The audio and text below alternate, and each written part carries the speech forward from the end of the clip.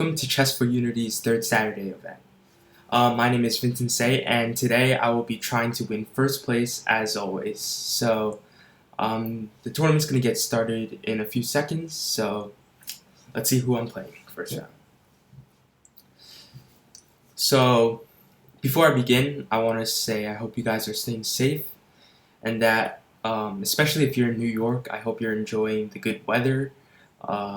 Right now, outside it's 70 degrees and it's almost springtime, so hope everyone's feeling better, their moods are a lot better.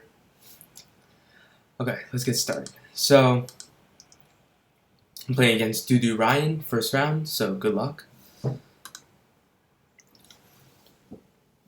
Let's start off with the queen's pawn, d4, knight f6, let's go knight f3, e6, let's bring this pawn to c4.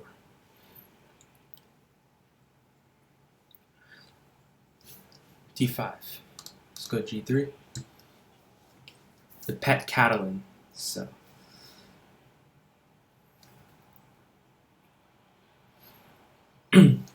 normally the Catalan is considered one of the most solid openings, and for example this right now is the classical, what is mostly considered the main line of the Catalan. And black normally equalizes with good play, but white can always try to fight for this small edge and more pleasant position. Okay, b6. I think b6 is a slight inaccuracy. Yeah, let's see. Hold on. Because, okay, let's take.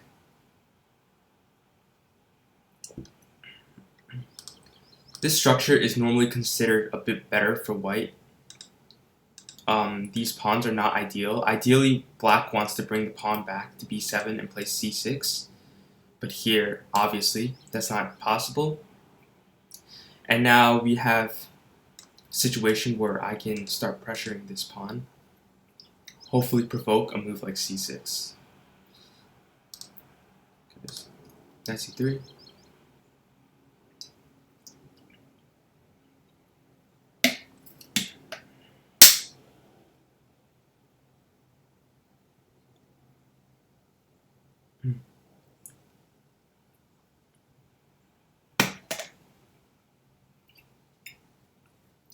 Staying hydrated, always one of the most important things in chess. Always make sure,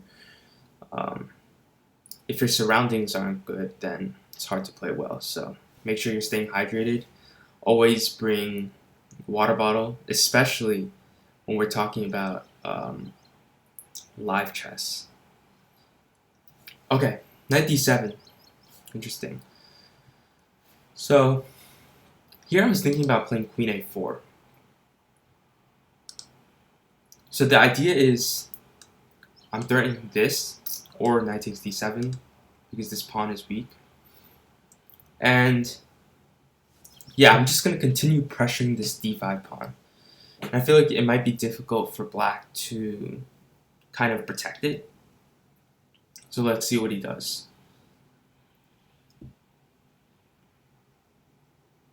At this point, I feel like he has to take on e5. But then after d5, can't play knight d7, because knight takes d5. Yeah, so that's kind of difficult. I mean, you don't want to go back to e8 either.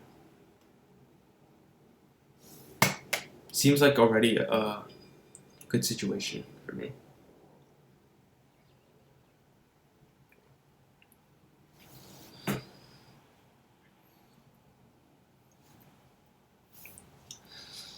Let's check out some other games.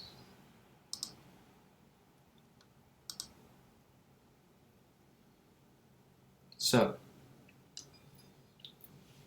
ready opening versus HTI Chess.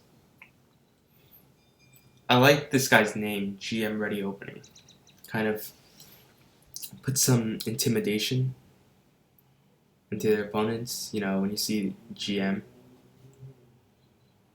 nice tactic.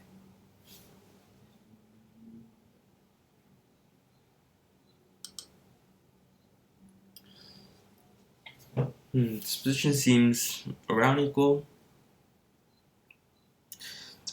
If I were black, I'd probably play. Oh wait, it's white's move. Yeah, not sure. Actually, I like black here because clear plan with f6, and this black bishop is simply much better than this bishop. This bishop is not great right now, but once this knight moves, not to e5, because to like c5 or something, after, of course, f6 first, then you go knight c5 and you have the bishop pair, right? Could be a huge advantage. Okay. My opponent still has not moved.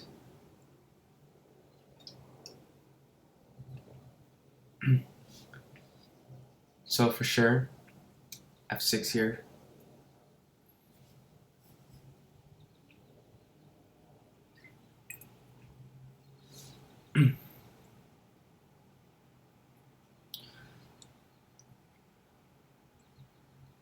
Okay. So took, takes, of course.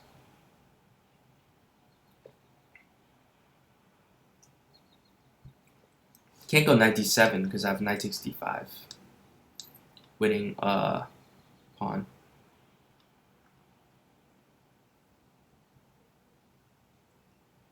But then again, it's not easy to imagine what else you can do. Maybe 98, but that looks, again, very suspicious. Because I guess I can just play rook d1 and e4. Yeah, that has to be terrible for him.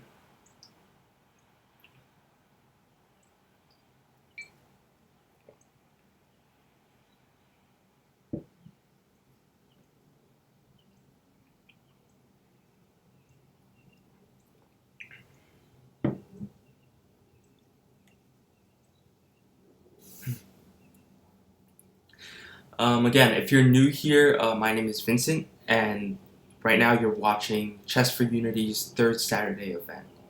And this event is basically a free event for every single person. If you want to join, you can. Completely free, and in all sections we have prizes. First place gets $30, second place $15. And tie breaks, when it comes to tie breaks, we split the money, so everyone gets their fair share of money. Okay, so he goes knight d7. So I encourage you to join if you haven't already.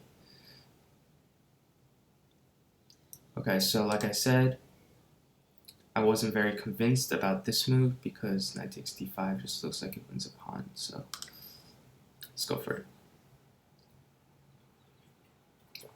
Again, if he goes knight c5, right, we always have queen d1.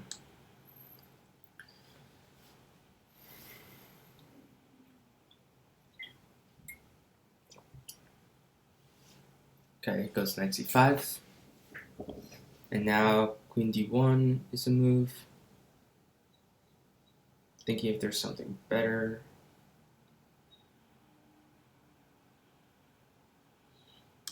Now let's go here. Why not? Looks perfect for me.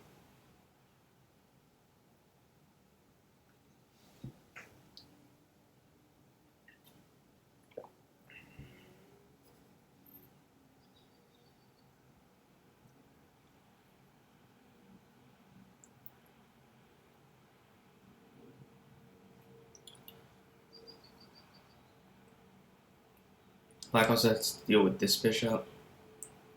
Just gonna fall.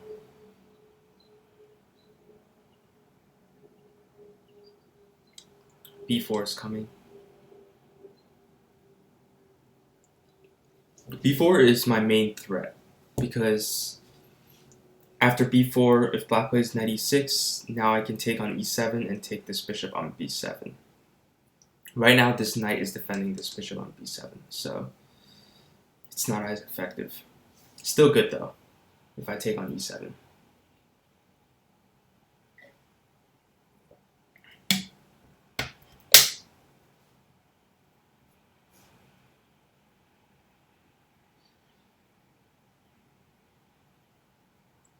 Okay, so knight e6, yeah, my opponent kind of crumbled here, and I think this is just a blunder, because I can take on e7, and now this bishop is hanging. Okay, my opponent resigned. So, good game, Dudu Ryan. Good luck in your future rounds. This game you played well, just here kind of got confused with this pawn structure. And if you're watching for a future tip, or those who are watching this game and wondering where black actually went wrong, this move, b6, it's not the end of the world, but again, it does not help. It's not a very good idea in this situation. Because again, you saw how quickly I took advantage, white was able to take advantage of these slight squares. And after queen a4, the best move for black is probably actually just go knight b8 back. Not pretty, but I don't think there's anything better, honestly. White is just a little bit better here, so good game. Okay, let's check other games.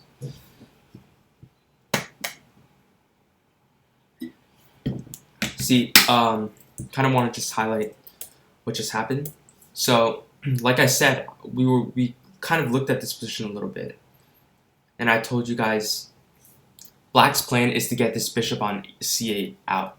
In order to do that, first he has to move the knight, and in order to move the knight, you gotta defend this e5 pawn. So black starts with f6, like we mentioned, and now knight c5 again. Now this bishop is free to go to e6, and again a4, very nice move, kind of just solidifying this queenside pawn structure. And already, clearly, black is better. Has ideas with maybe rook lift or just bishop e6, bring the rook to d8. Oops, rook to d8. Yeah, not pawn to d8. And bishop d4, right? Nice square for the bishop. Looks like pretty much just a very clean and clear advantage for black.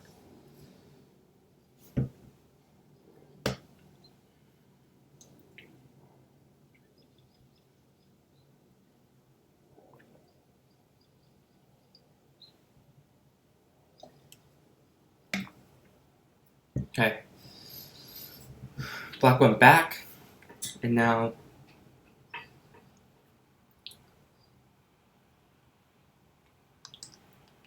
bishop e6, I expect, or h5 even, solidifying the queen side.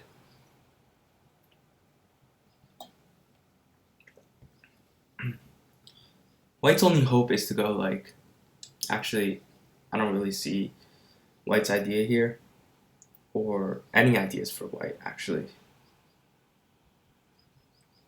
Maybe bishop d3, king e2, at least. But then again, once the bishop reaches e6, the bishop can't move. The white bishop can't move anymore. It's tied to the c4 pawn. Let's check out another game.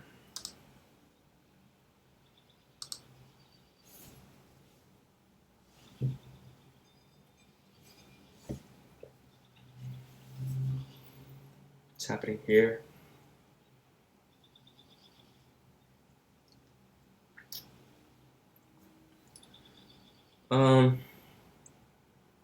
This looks like a typical hedgehog position. White has more space, but black also has a very solid position that it's very hard for white to break through. Seems like an unclear imbalance to me.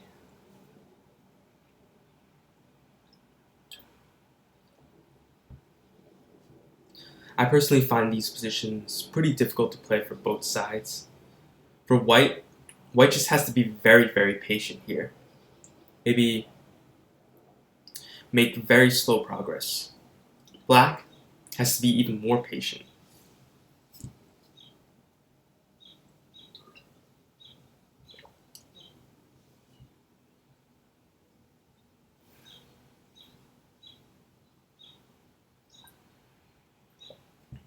Okay, here, right now I'm looking at knight d5.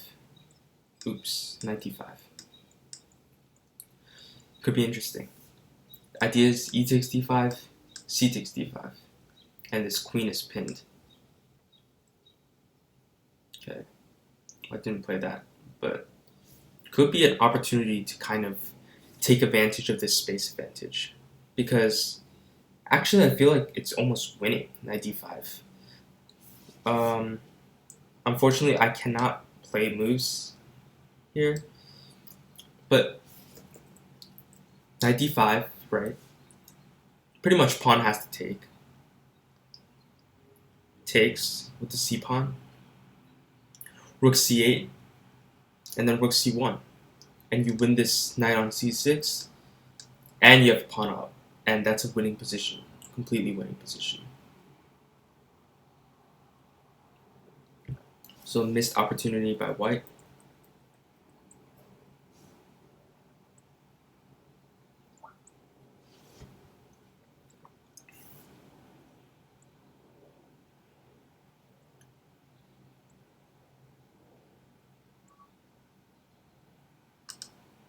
Let's go back.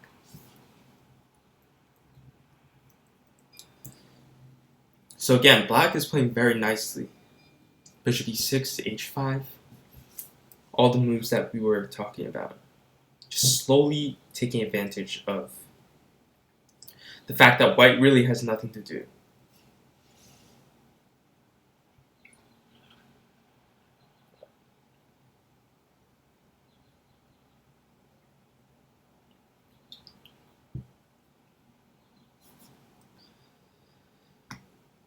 But again, at some point, black needs to come up with a plan too. So can't just wait around forever, right? So white is going to double up, rook d2, rook d1. And I'm thinking here, should black trade a pair of rooks? It's tough to say.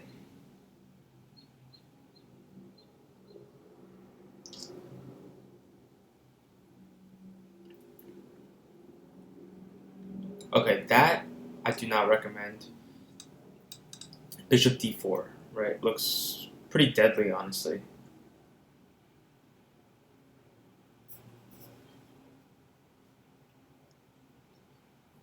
Or even allowing rook d8, right? If I were black, if I were white, I would try to defend by playing rook d2, rook d1. Force black to try to come up with some sort of plan. Can't wait around forever.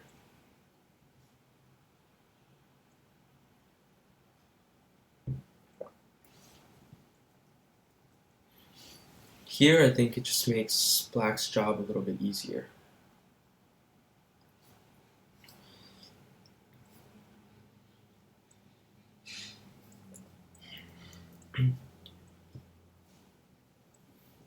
I'm thinking maybe even g5 looks interesting. Right? g5. Takes, knight f3, king f6, and now you start pushing these pawns, creating more weaknesses. Yeah, probably actually the best, honestly.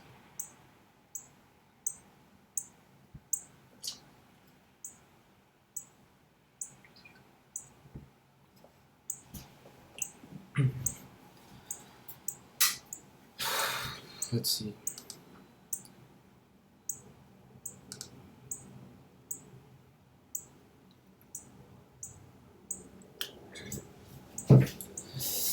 One second.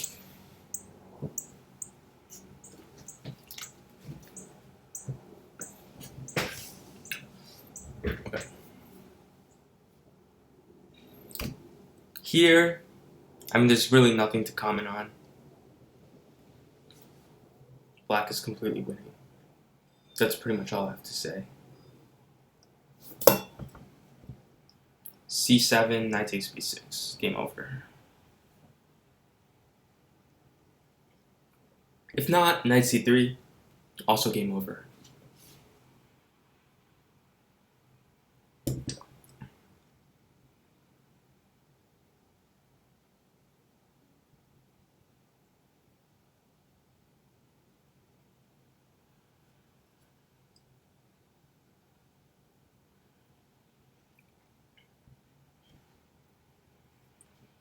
Yep, nothing really to see here. So.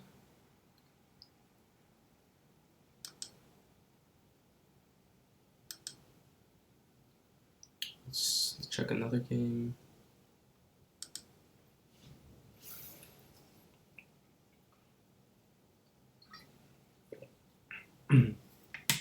Same here, white should win pretty easily.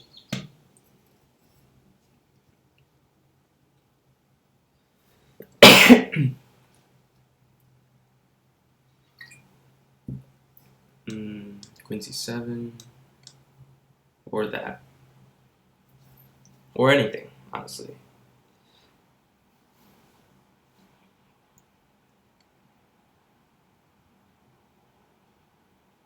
Queen f7.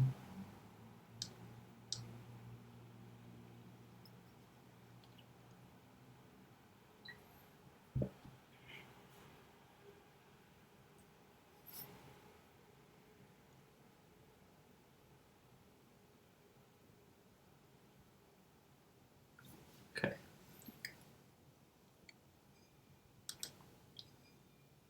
Let's check another game. Keep on going back to this game for some reason. See the hedgehog.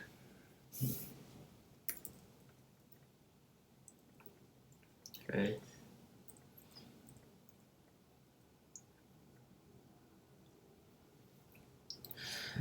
I don't know. Black, both sides don't seem like they have a plan. Black clearly doesn't have a plan. His last few moves were, yep, pretty obvious. I don't know. I also don't really know where white can go with this.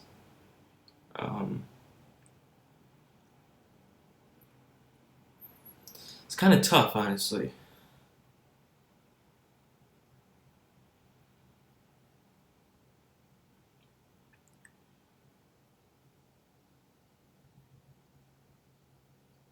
Every move seems like it could be a concession for both sides. White can think about maybe b4, b5, b4, c5, or just b4. Something.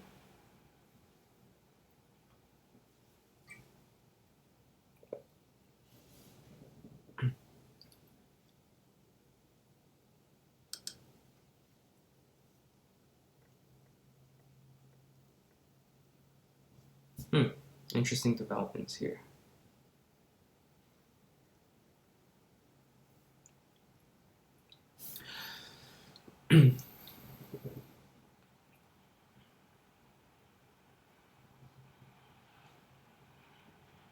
Okay.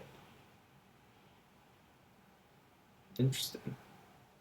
Let's see how I really want to focus on this game because I feel like it's the most instructive, or at least it can be the most instructive.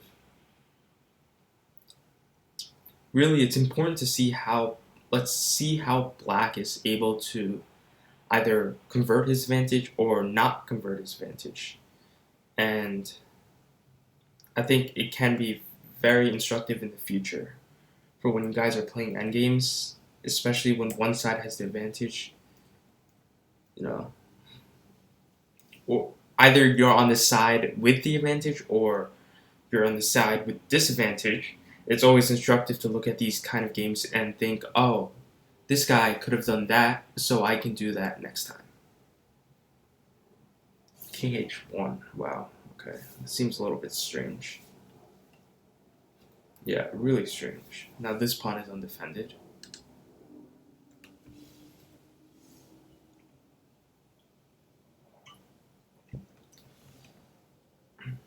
Okay, g5. Finally, and I think that is a very good idea. Try to create some play on the king side.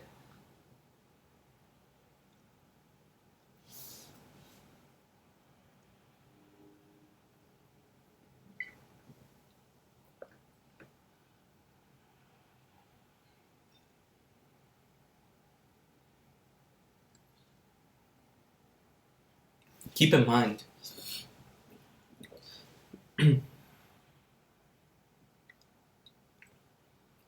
this pawn is borderline irrelevant. So at the right moment, black can maybe sacrifice it. Just move this rook and start pushing on the king side. But again, you don't want to do that right now because why would you? You have such a good position. There's no reason to rush with anything.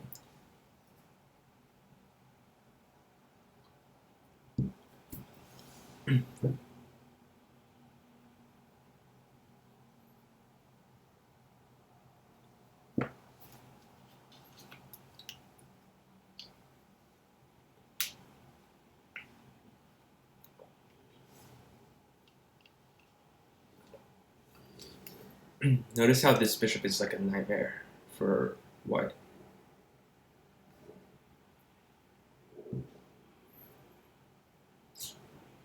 Here, maybe h4, I would presume. g4 maybe?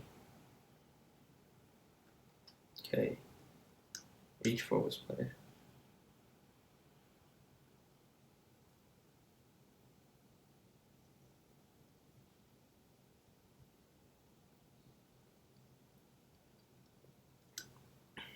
f3.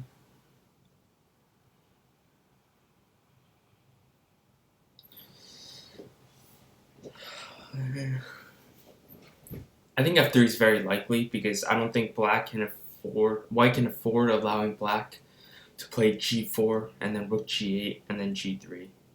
It's pretty much almost inside. Oh, that looks like it could go very wrong. Yeah, you just take. Take takes, rook h3, right?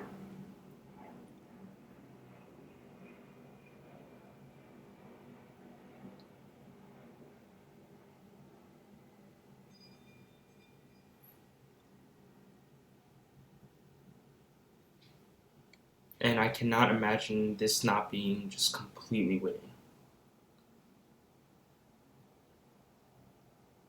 I mean, even like,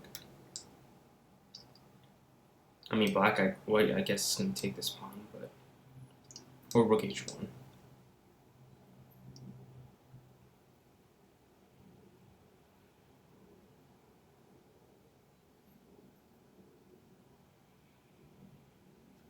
I mean, I guess rook h1 is more testing, but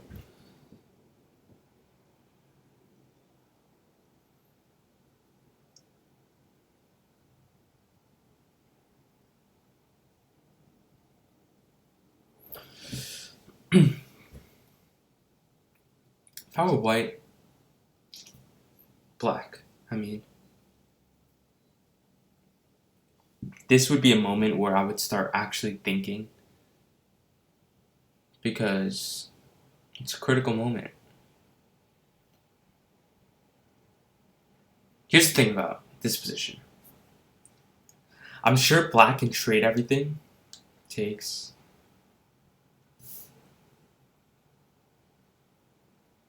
That's a little bit, I don't really know, like knight takes a4 maybe. I feel like that kind of gives white a little bit of life. To me, rook takes h3 is probably a mistake, honestly, because this pawn's just going to fall.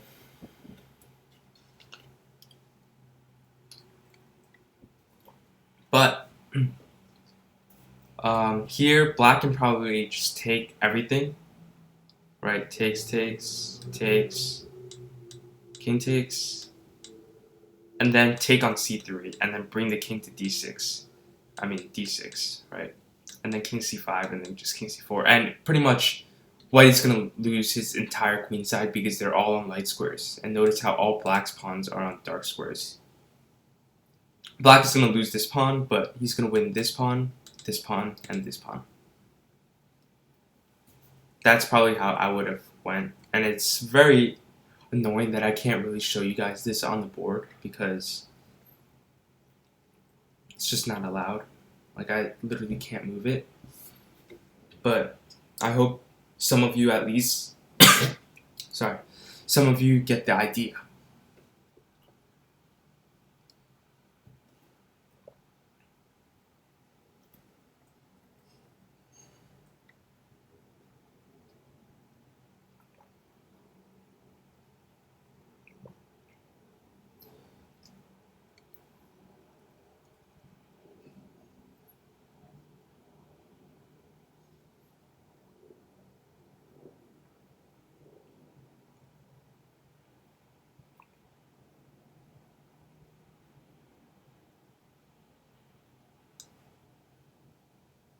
Mm. Mm. Nope, that's not good. Here, rook d7, right? And then you can just go rook d8, take it, and then now take this pawn. So that was inaccuracy by black. Black could have just played rook g1 here. Takes, white has to take, right? Black takes, king takes, take everything, and then bishop e3, bishop c5. You get the idea. So that was a little bit of an accurate move order. But black still won, so good game.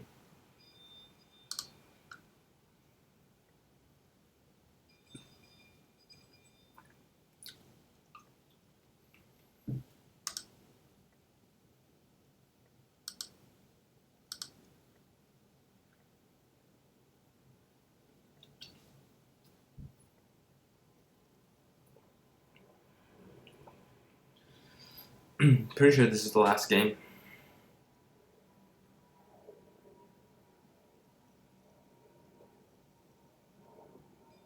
Quite an interesting one, may I add.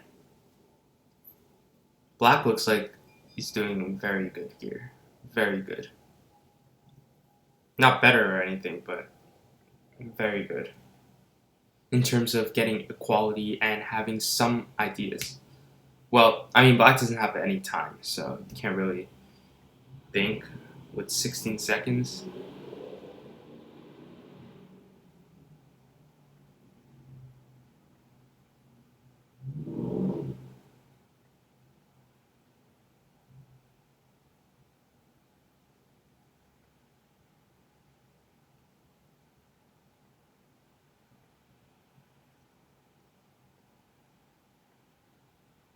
Mm-hmm. Just wait to see how this plays out.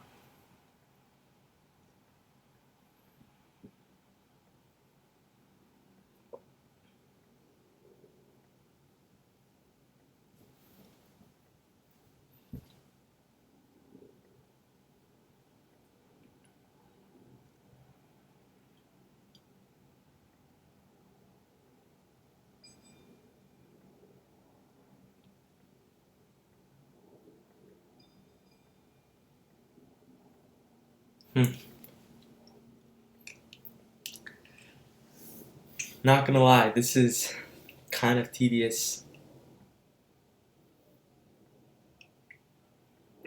Let's see who ultimately wins this.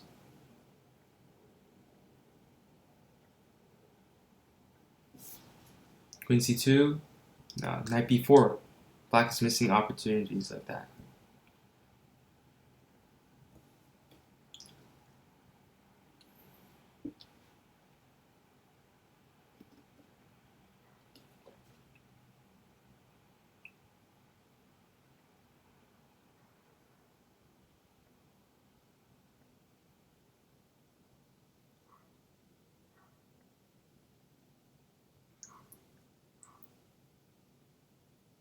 Ooh, knight b4.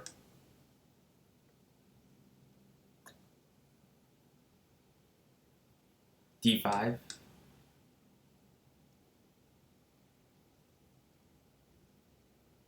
Yeah, d5 is deadly. Deadly. Absolutely deadly. Or that. Also looks good too.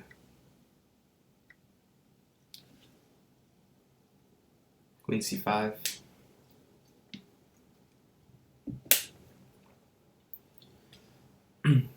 Now the whole position is going to collapse.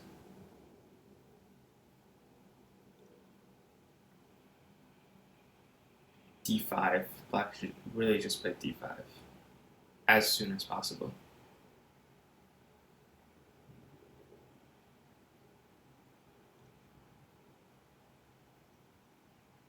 Bishop f6. Damn.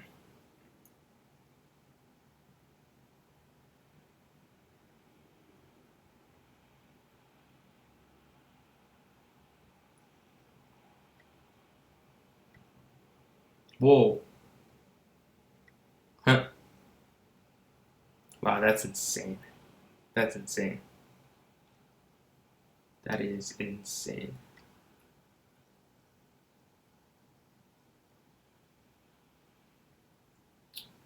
Damn, that was unfortunate.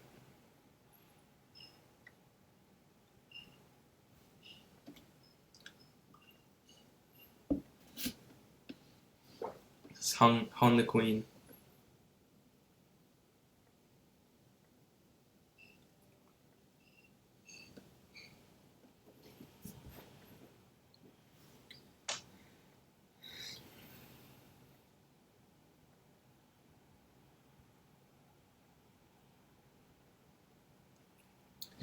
In these positions, it's all about who makes the last blunder. And it looks like here, Black did. It's not about how many blunders you make, it's who makes the last one.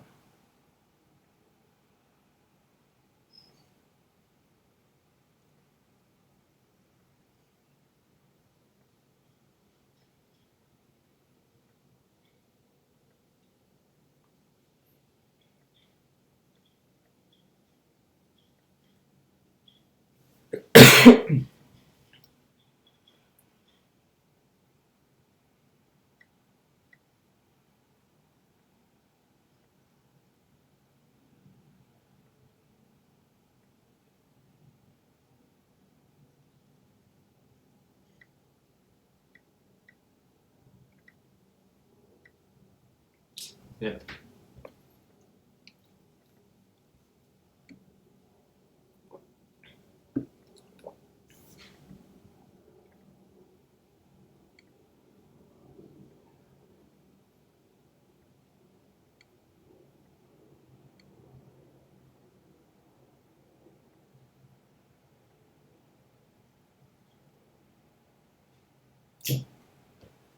A good game.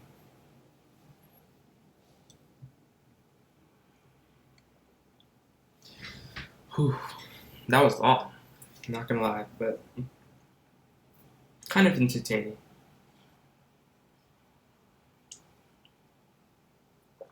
Okay, let's see. Next game, myself versus Chess4Unity. Good luck, Chess4Unity.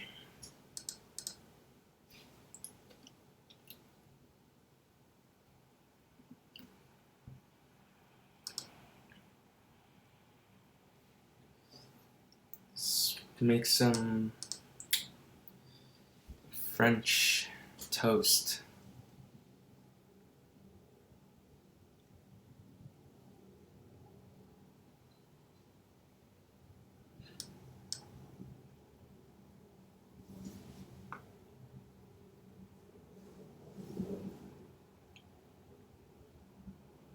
Ooh.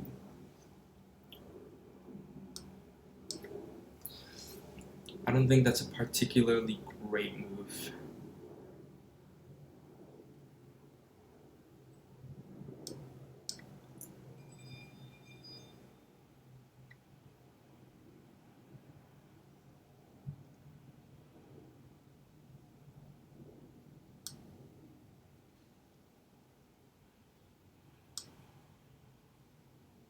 Knight d7.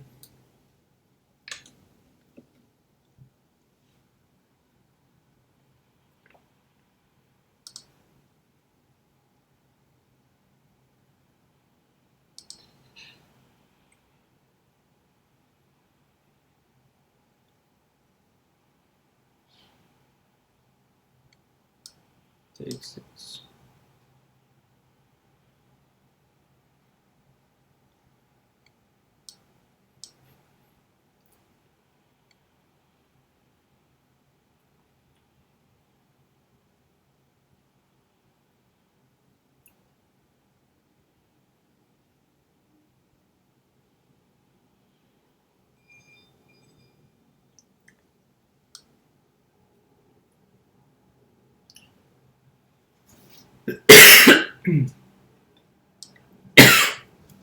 Excuse me.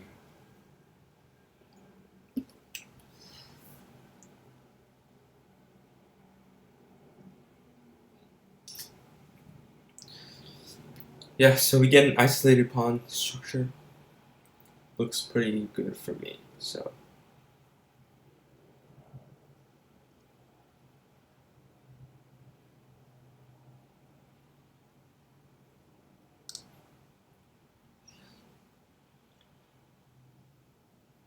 let's castle before something bad happens.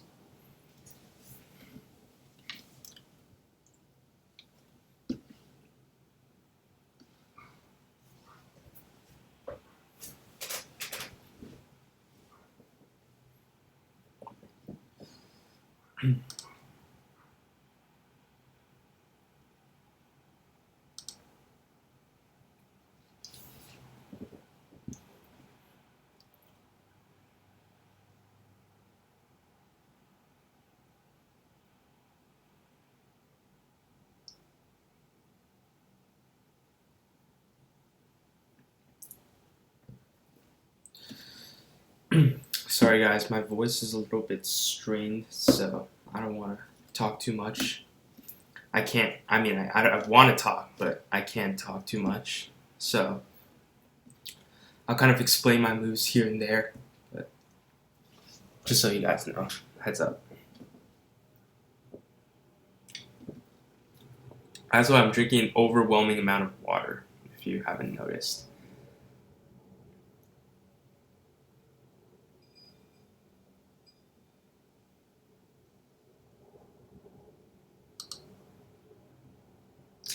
Let's go.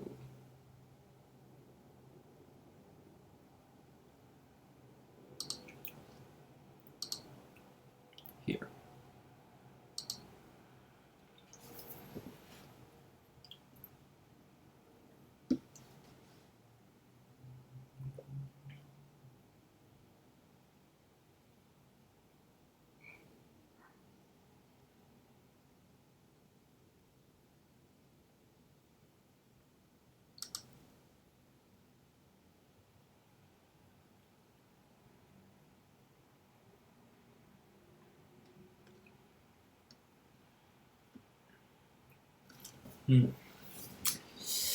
Knight d5 looks pretty good.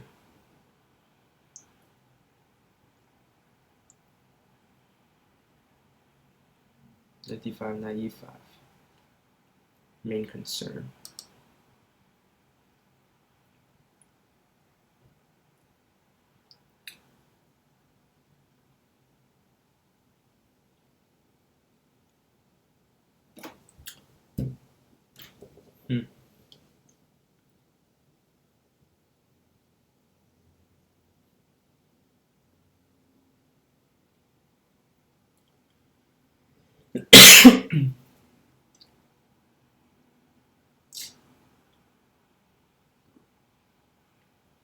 Kind of tough.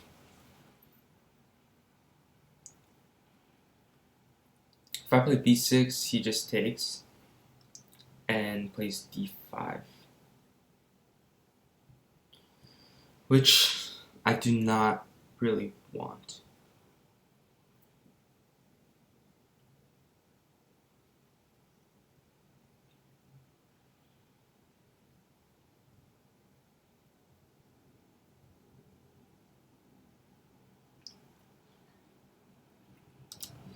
Okay, knight d5. Knight e5. I have queen e8. Protect this pawn.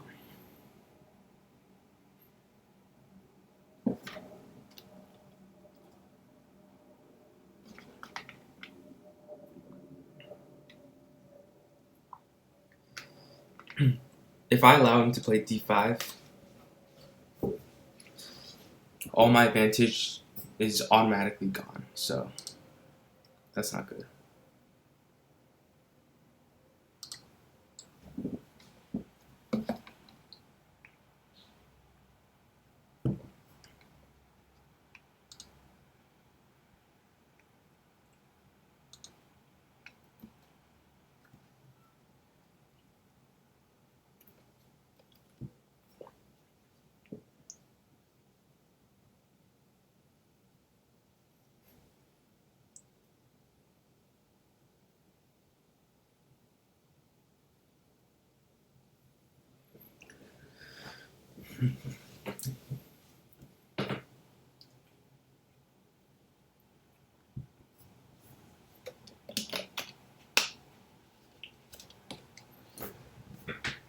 We'll get another water.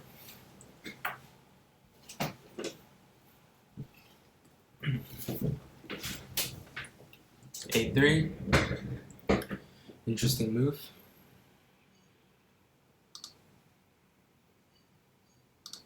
Queen b7. Keep an eye on this pawn.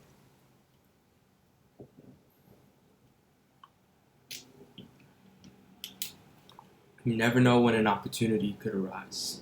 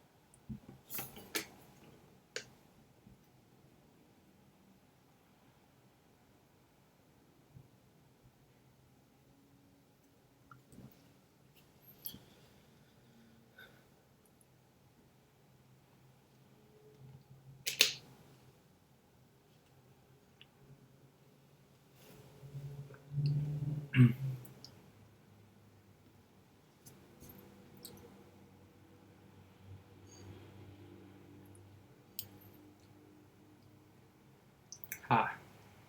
G3. Interesting.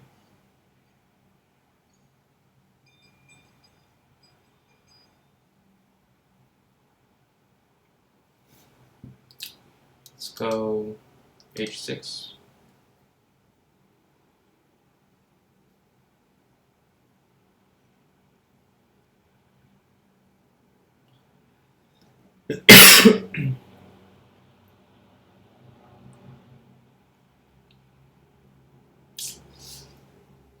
Okay.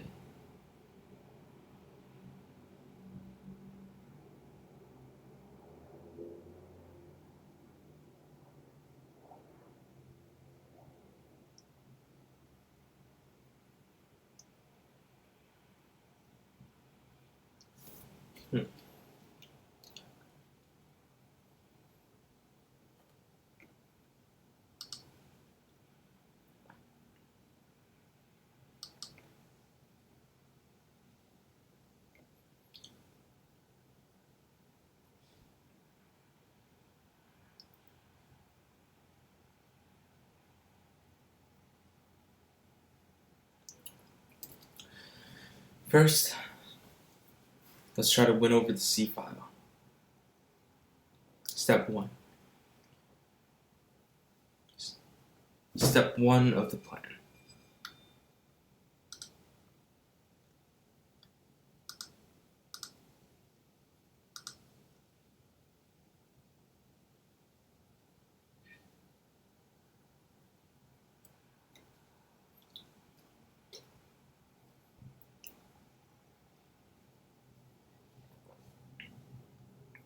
Okay, interesting.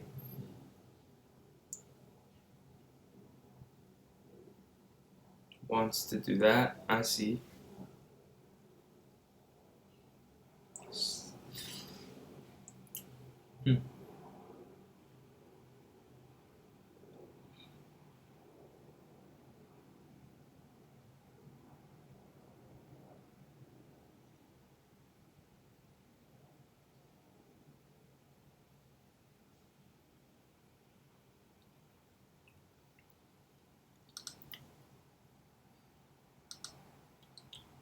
Hmm. Preventing 96.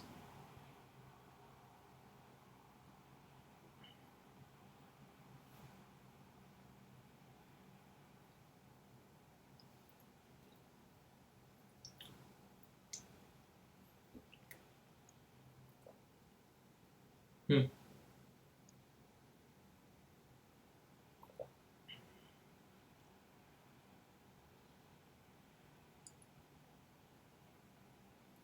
Interesting.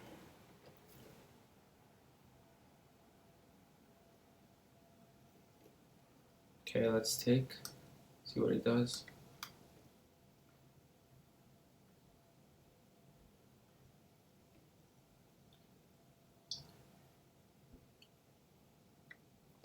Queen takes, expected.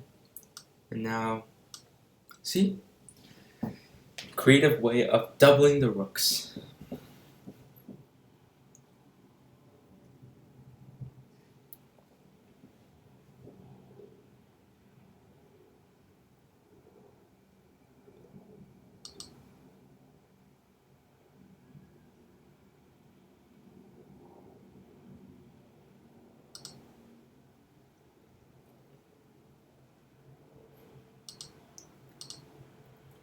Tripling.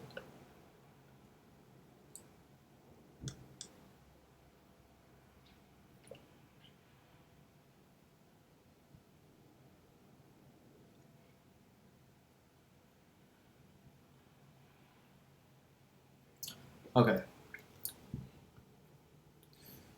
So that's a weakness provoked.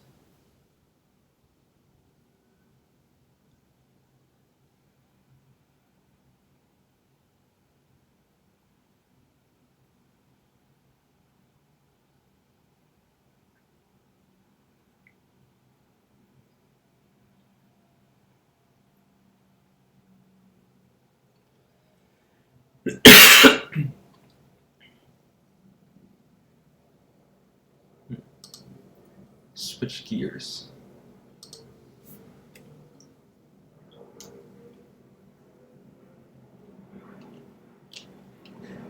Try to provoke some more weaknesses. Went back to C file, hopefully.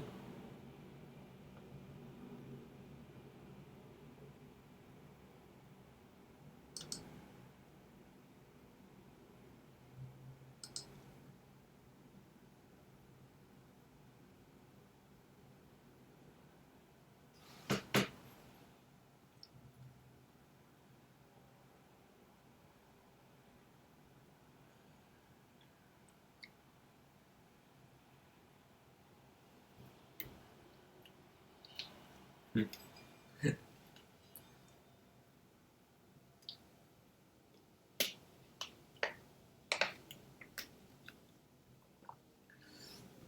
See what he does.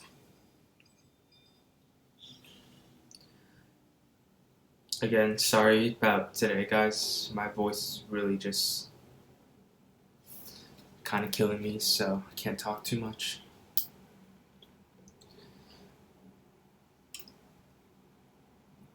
And I'm like obsessively drinking water. Like I've already drank like 3 bottles of water in like an hour. Not even. And trust me, that's very uncharacteristic of me.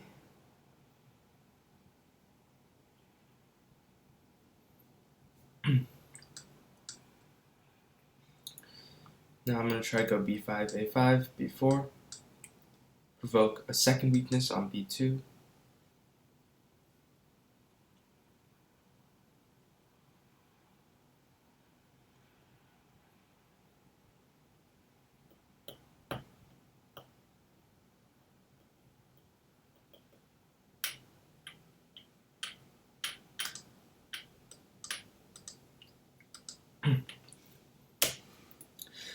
Let's look at a different game.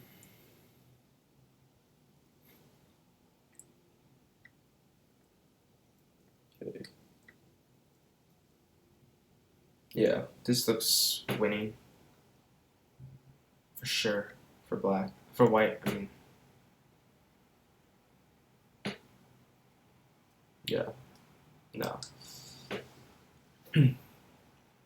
Up a material and this past a pawn, this pawn is hanging too. Yeah, doesn't look like there's really much chance here.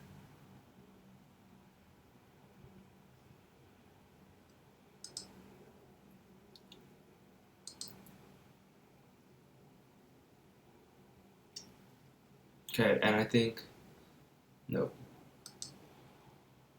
Hold on, let's go back to my game.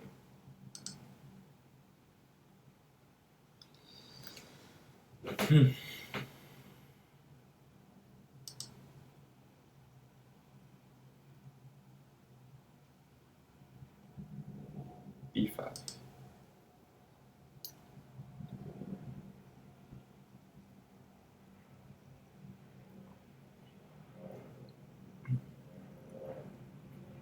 Rook C2, I just take on D4, so I can't do that.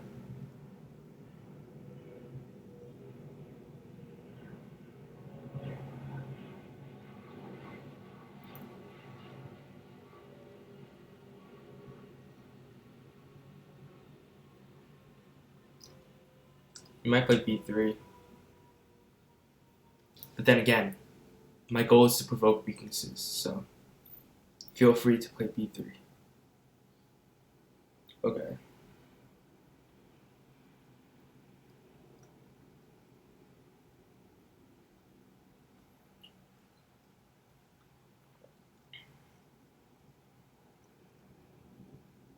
Let's see what we can do here.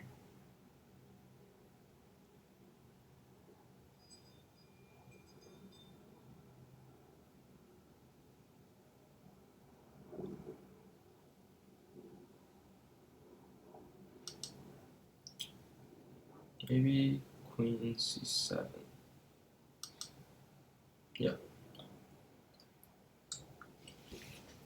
Seemed like a good move, just preventing Rook C2, which I'm guessing was his idea.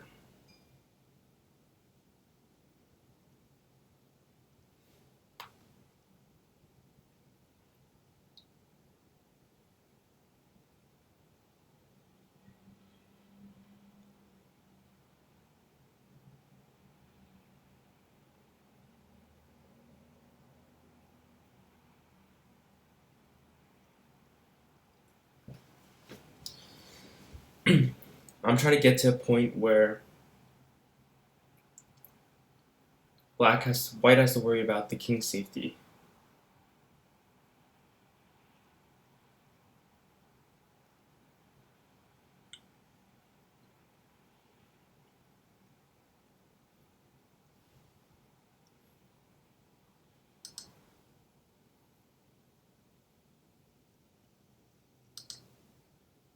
Oops, what is that? No idea. Gain space.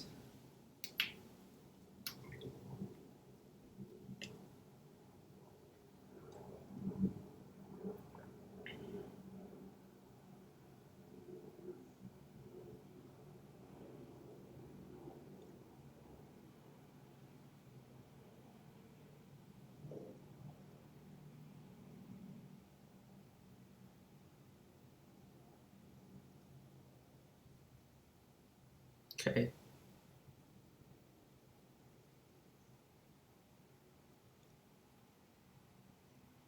Let's go in D7 again, forcing him to go back.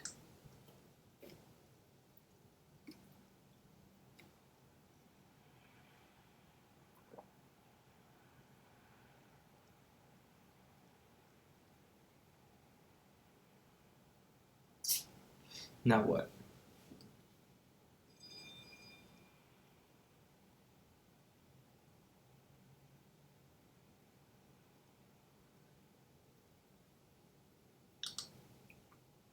Queen A7.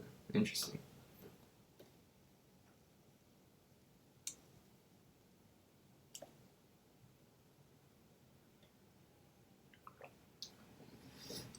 Again, in these specific positions, you don't have to have a specific plan.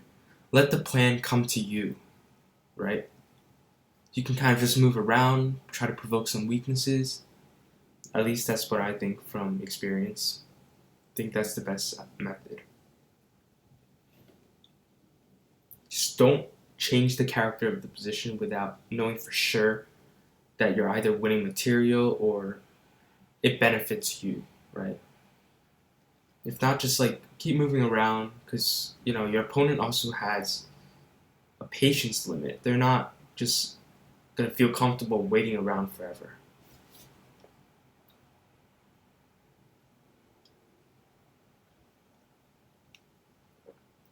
For example, like right now, my opponent could not wait any further, and to be honest, I can't blame him. See, b3 is a weakness, a huge weakness that um, could actually be detrimental to his position. Because now, a4, queen e7, targeting a3, all different ideas, creating a second weakness on the queen side. Or even just b4 and just bring the rook to c3.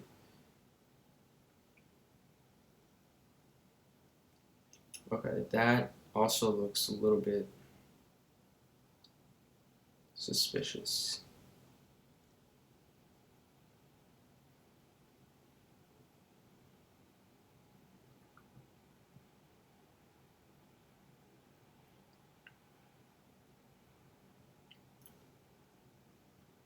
Okay, let's think for a little bit.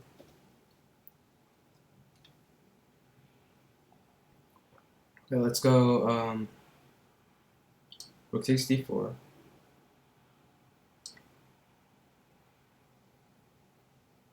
Queen takes, right? Takes. King g1, expected. Pretty much forced, actually. And now, unfortunately, I think I have to trade queens. Because I don't want him to go there and then back to d3. And then, yeah, that's going to be a disaster.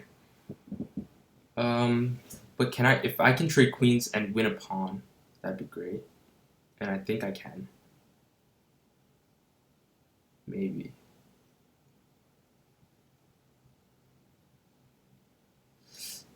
But the idea of going into a rook ending does not excite me at all. Not in the very bit.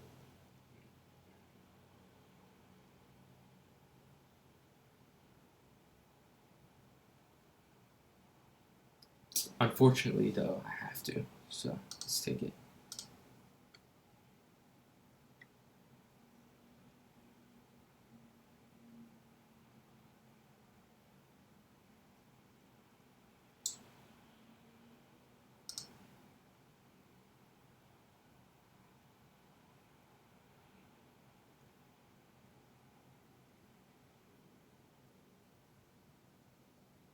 Okay, let's go.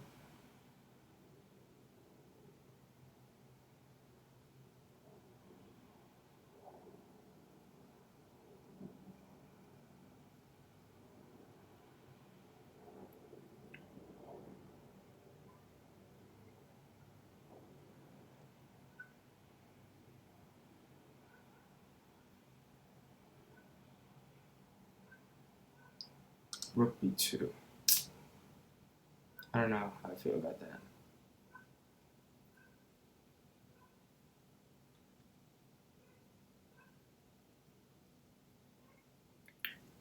My hope is that he plays rook d3, honestly.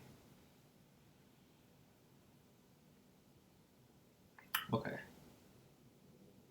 Because now...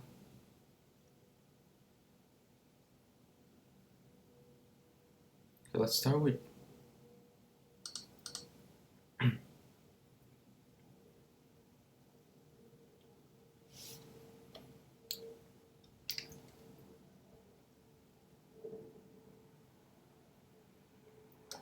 Okay, that might be a blunder. No, wait, it's not. Is it? No.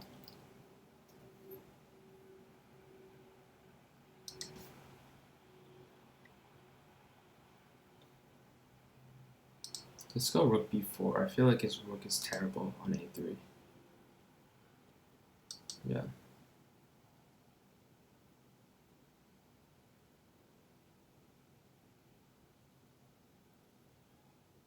Even if it means his king is getting out. I just cannot imagine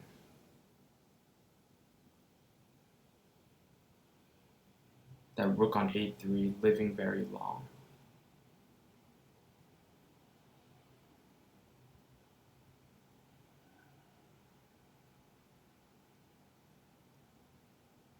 And he probably is going to get into zigzag very soon. Okay, let's go there.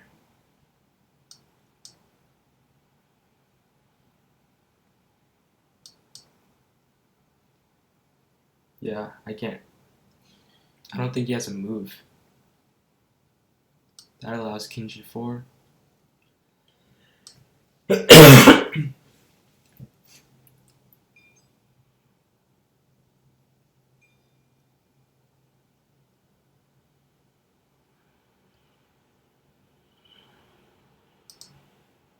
Check.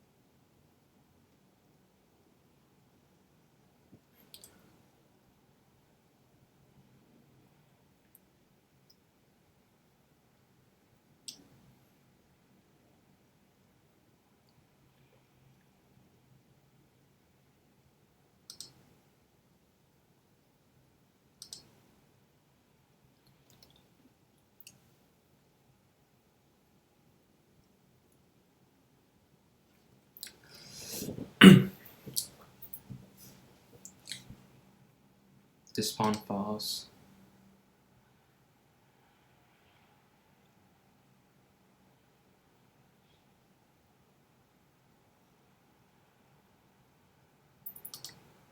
Shoot, my time. Okay, let's go check right there.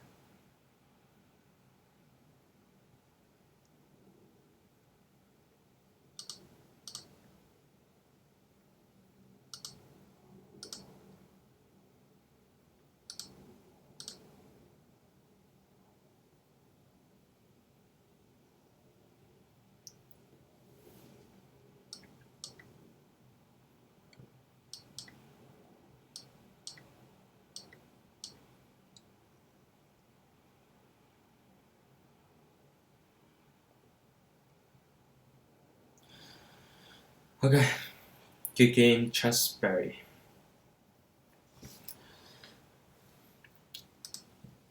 So, yeah, the rook ending, white should have played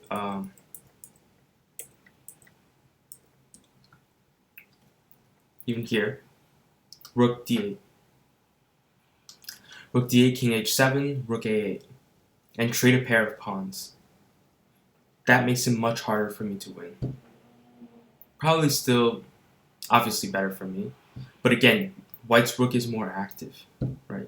So it's much more difficult to win.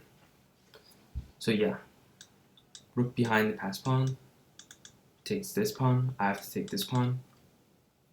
Again, you're gonna have to still struggle a little bit, but much better than what happened in the game.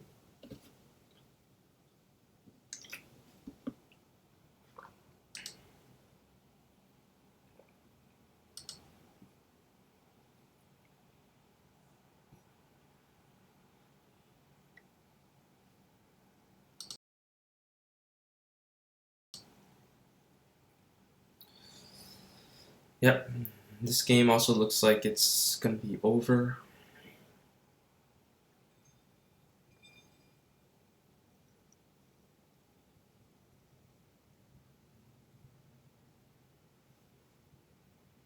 Yeah. Okay, let's look at the last game.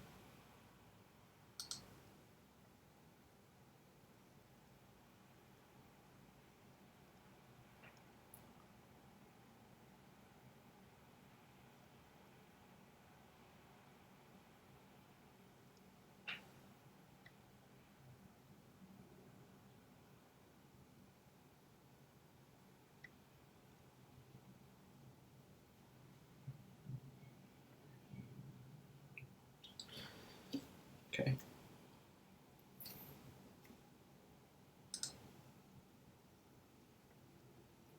Okay, this game is even more over.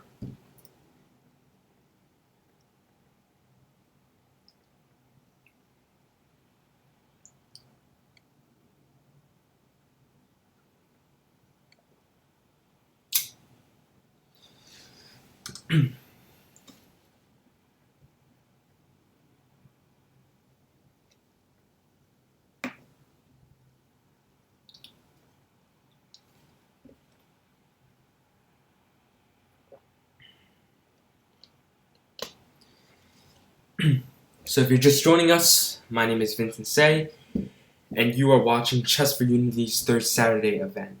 And again, this is basically a free event and we have multiple sections for all types of players, ranging from beginner to advanced. And we have high prize money, $30 for the first place, and $15 for second place. And again, tie breaks, we split the money. And again, it's completely free to attend, so I encourage you all to join.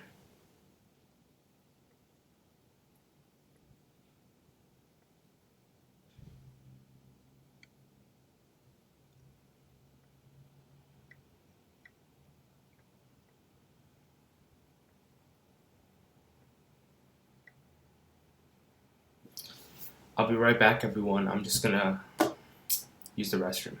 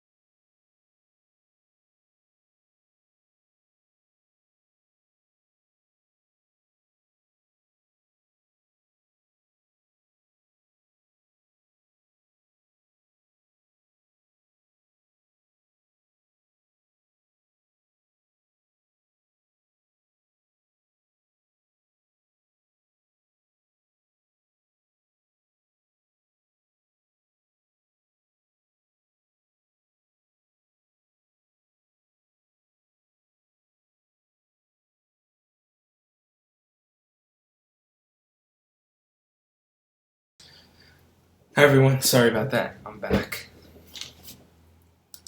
So next round, I'm playing Math 5, 4, 3, 2, 1. So good luck. Queen's Gambit. Okay. Slav. Let's go there. That'd be 2.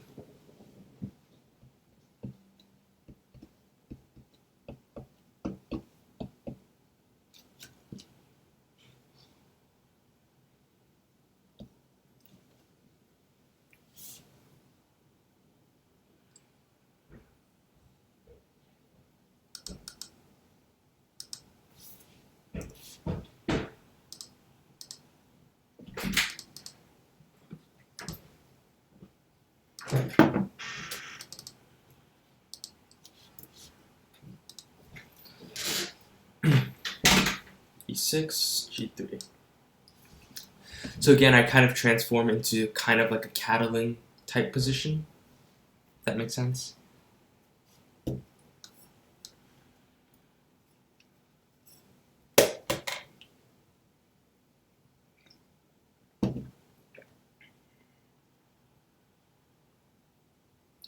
Interesting setup.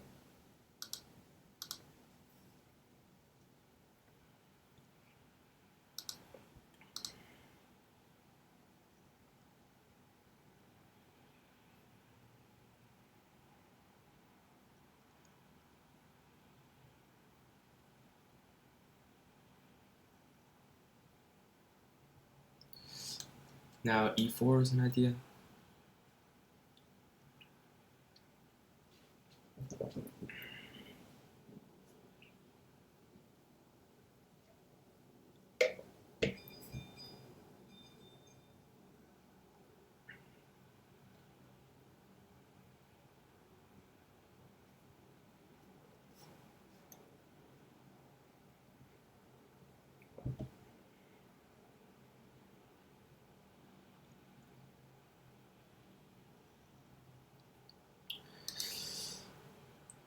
Okay. Queen c7. That is a bit strange.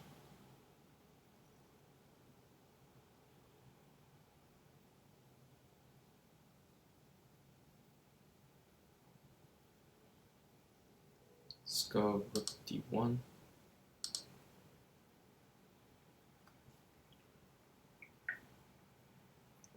Okay, b6. Now it's time for e4.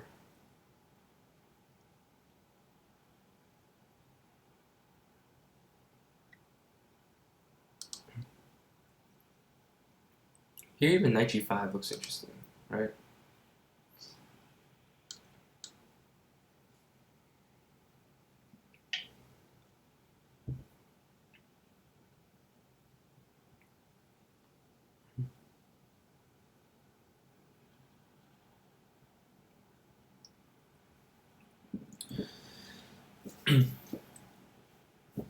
That's the disadvantage of this bishop on d6, is that once I take this pawn on e4,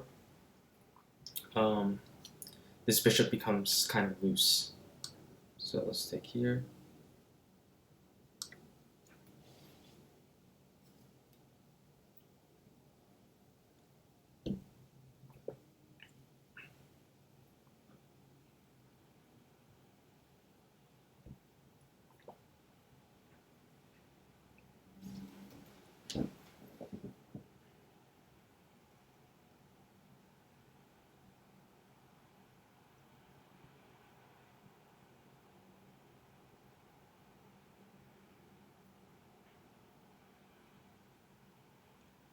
See what happens.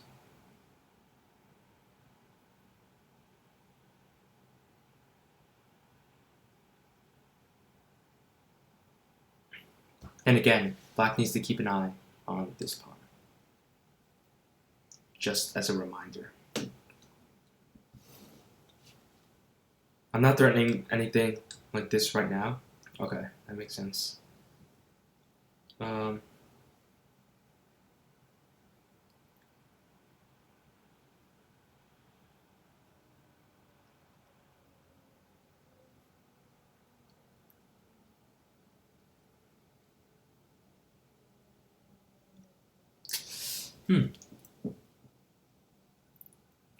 looking at c5. It looks very interesting right now.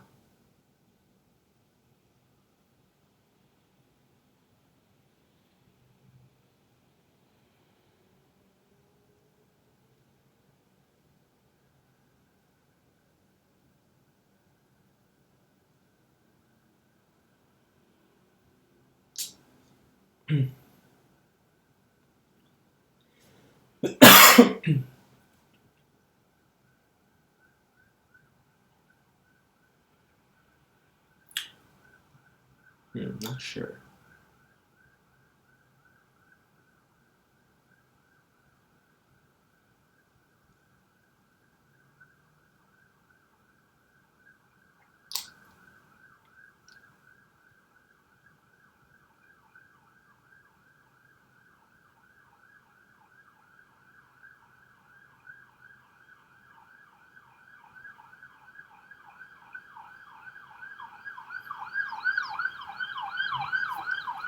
Let's go for it.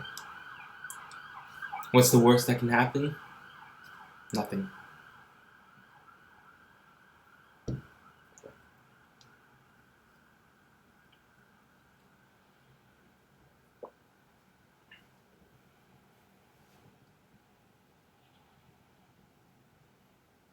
Hopefully nothing.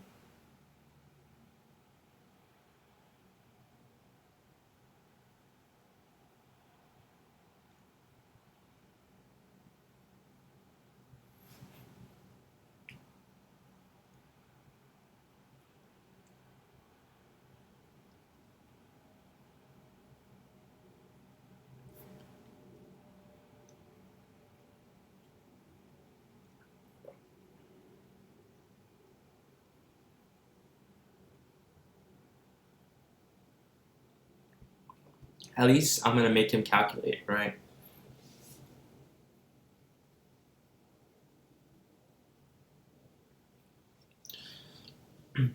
Okay.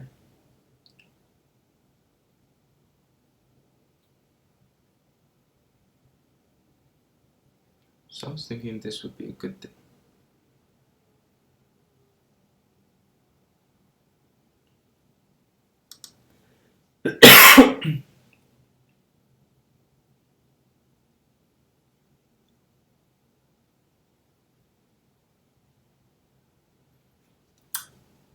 Let's think.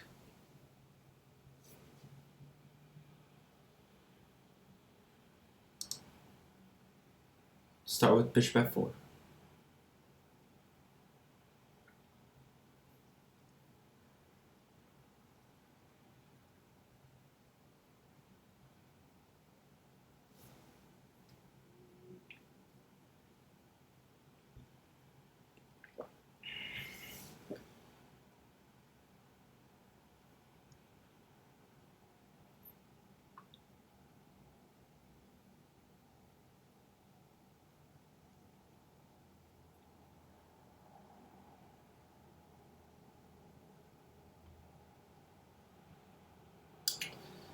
Queen d8, probably.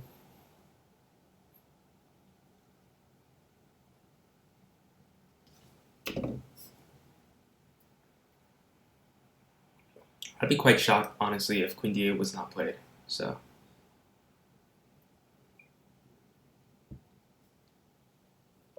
whoa.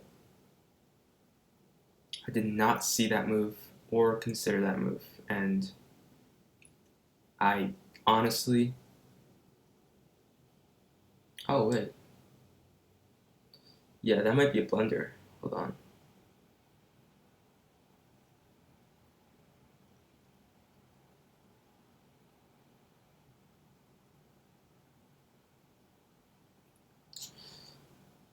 Yeah, I can just take.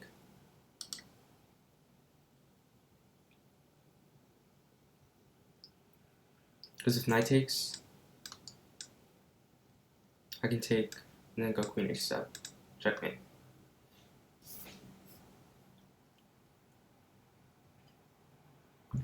And already this looks kind of bad.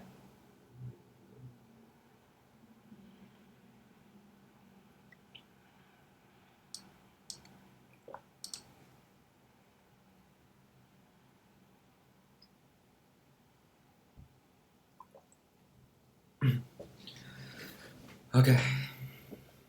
Yeah, that's unfortunate. Good game, math. 5, 4, 3, 2, 1. Yeah, just missed that move. Okay, let's see what's going on. So right now, I am 3 for 3. That's great. Since this game was pretty short, we have time to look at some other games.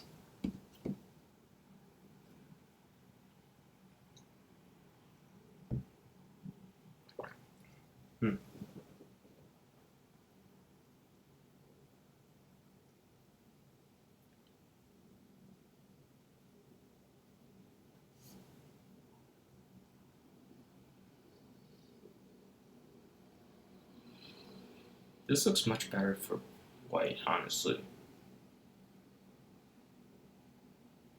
Yeah. PC5, right? Something like that. Or knight b3. I actually like knight b3, kind of.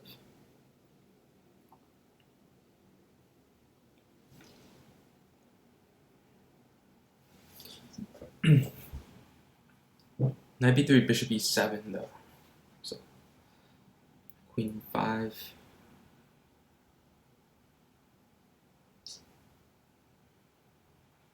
Not sure. bc5. Yeah. I think that's safe and effective at the same time. So it's a good move. Queen e3 now. Or queen e5 probably makes more sense.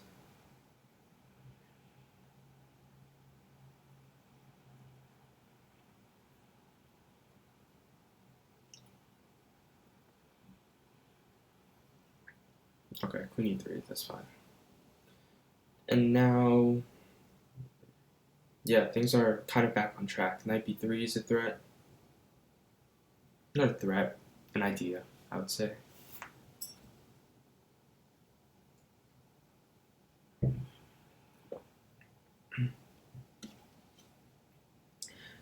Again, if you're just joining us, my name is Vincent, and I am trying to win first place in this Chess4Unity 3rd Saturday event. So, if you want more information about Chess4Unity and our events, be sure to visit chess4unity.com. Chess 4, as in the number 4, unity.com.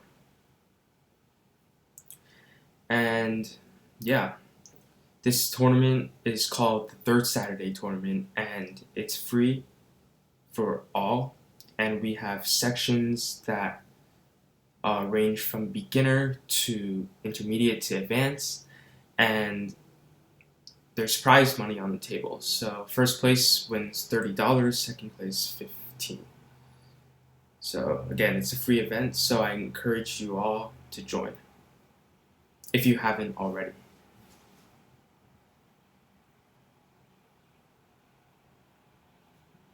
Okay.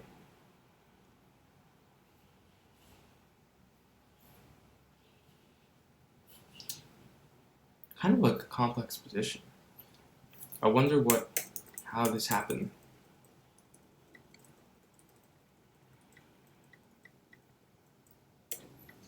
Huh. Whoa. Okay. That's a little bit new.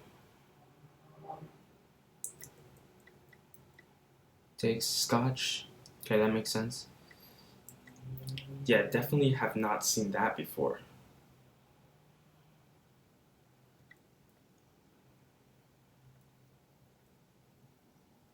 Huh. Quite interesting, honestly.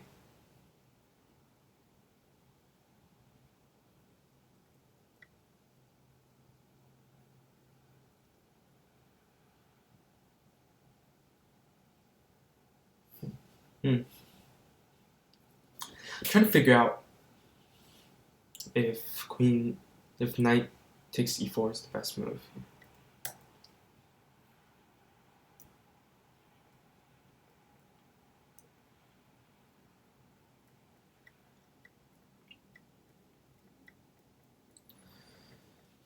Huh. That is quite interesting. Okay, so back to this position. White is being pretty patient, so that's a good sign.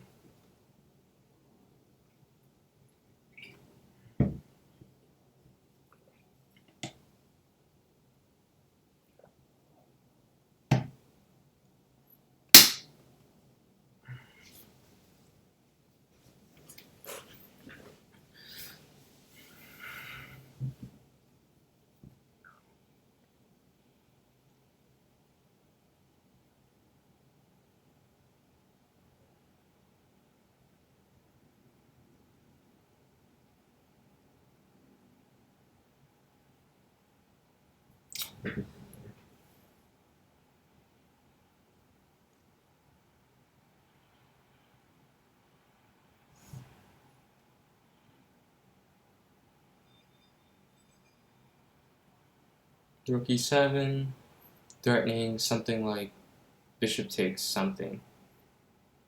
H3 maybe. Okay, queen d2, getting out of harm's way, but now black is just going to go rook d7 again. And yeah, doesn't look like anybody's making progress here. But again, I think white can be a little bit patient, and yeah, I don't think black is much worse. I think it's unclear. White maybe has a slight edge due to him just being a pawn up, and black really not having many ideas other than annoying white's queen. But yeah, definitely survivable position for black.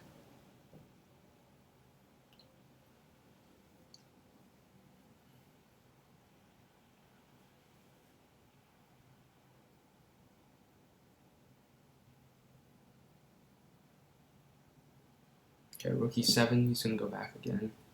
Because honestly, yeah, black. I wouldn't be surprised if white just went queen d2, because white's position is not like easy to play per se, because the pawn structure is just really bad. However, white does have a solid position, and I don't think black can really do anything about it. Maybe queen e4. Queen e4, can he take on c3? Yeah, maybe he can just take on c3, so I definitely would not risk something like that where we go into the endgame and he has the bishop pair. There should be a 3-move repetition. Yeah, okay. Wow, so HDI chess, Rose Dolphin, 3-move repetition.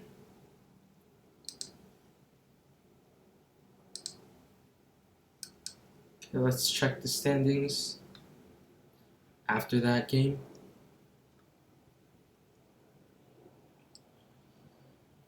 So we have still 2 individuals with 2 out of 2.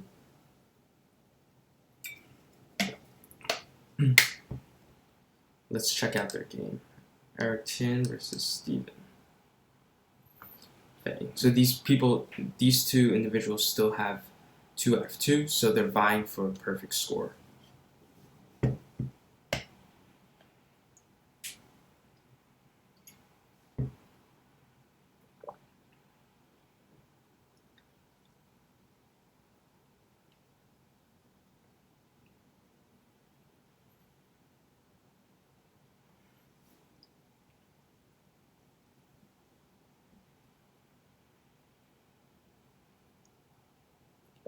Okay.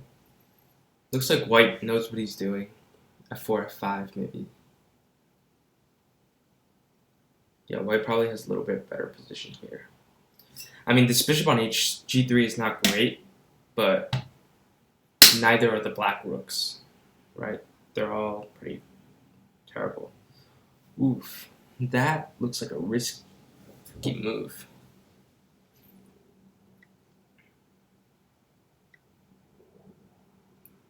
But again, it makes sense because now black has this e4 square for the knight.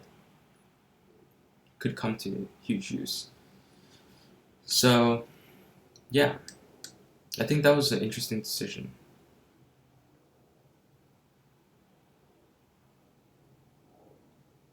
Okay, clearly black is willing to sacrifice this pawn on b6 for some reason. I don't know exactly if that's justified, the pawn sacrifice. Since I don't really see any immediate threats for black, I would probably just have played that's a good question. What would I have played in this position? After bishop h4, let's see, what's the best move here?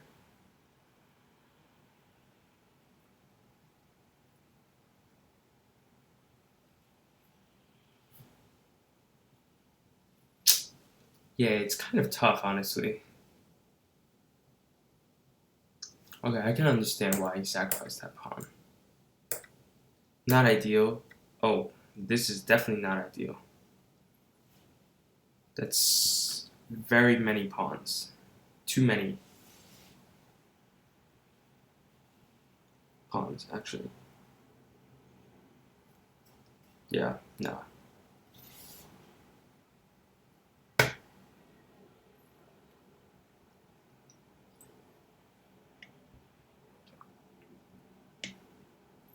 Now all white has to do is kind of consolidate the position.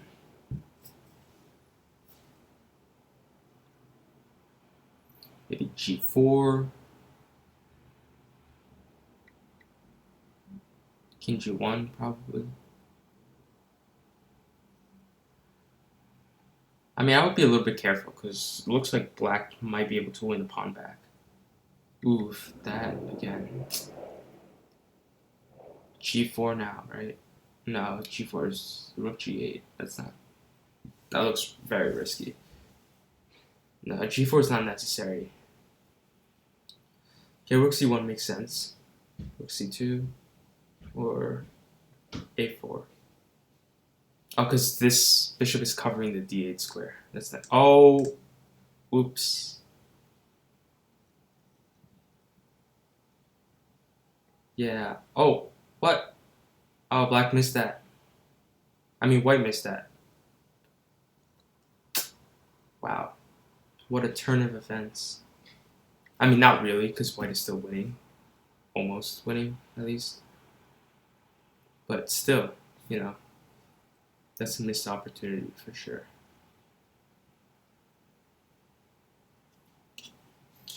Yeah, but this is not that clear anymore. Black goes king e6 or king e8, knight d6 maybe?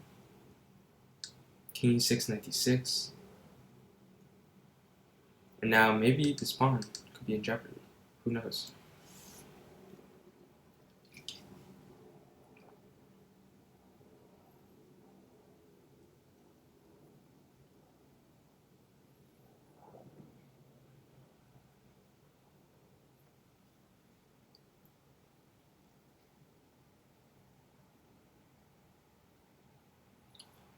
Okay.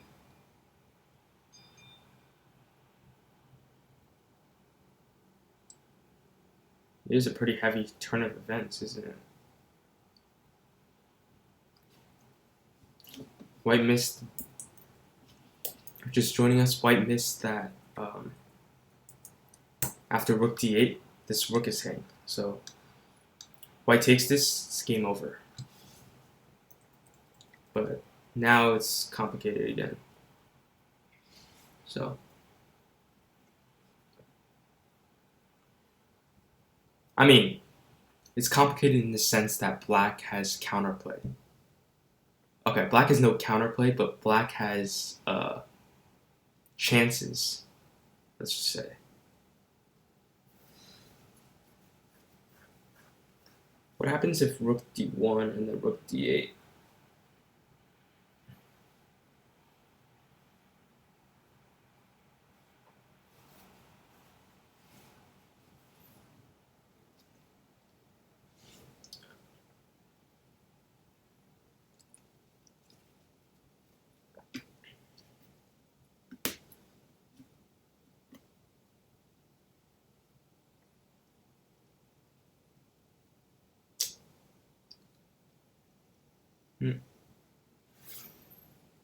See how white makes progress. Probably just playing b5. But then, once you play b5, you're running a very huge risk. Yeah, you gotta be very careful. Because knight d6 now, maybe it's still good for you, honestly. Oh, okay. That looks very strange. e4. Yeah, I think that's very strange. Now e4 looks completely fine for black. Because knight c4 is coming.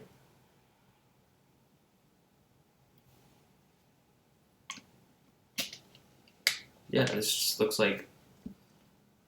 Whoa, what? Knight c4. Okay, now again. Yeah. I'll be right back.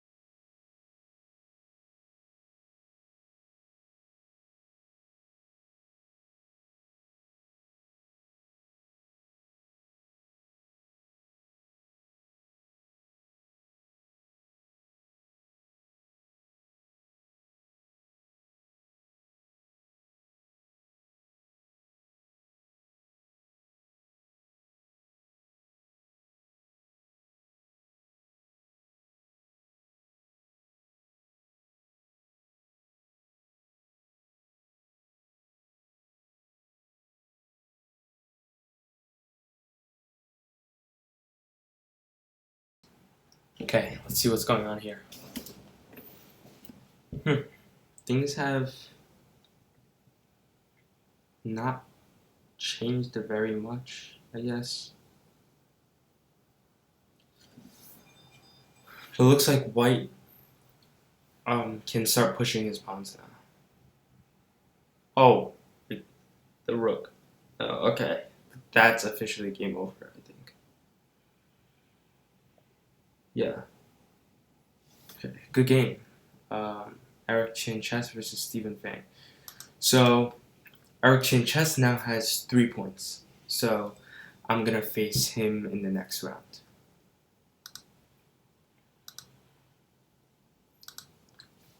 See some games who are still left.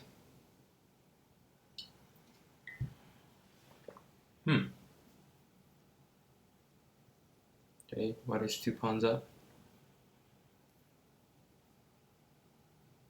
Obviously, a lot of pawns, 2 pawns.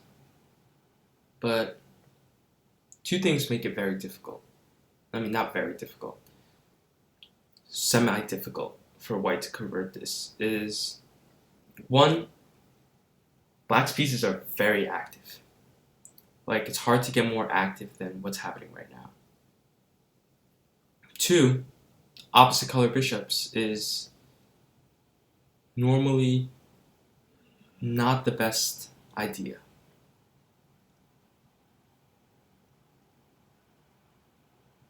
Bishop d5 looks good. Okay. Let's see. Rook b1.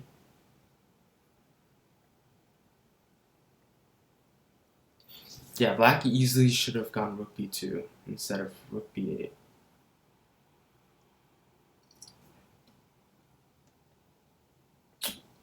This also... Whoa. Yeah. Black panicked.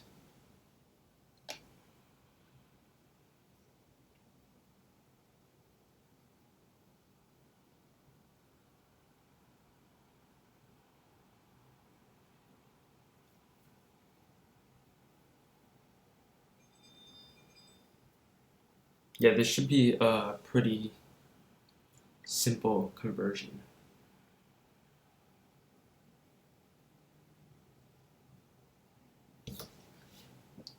Something like that. Rook c5, rook e5.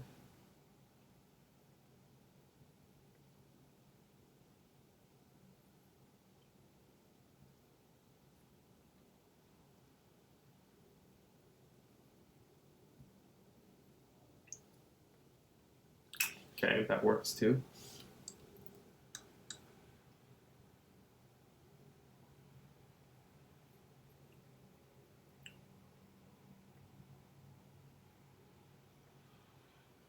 Okay, now just take, and then f3.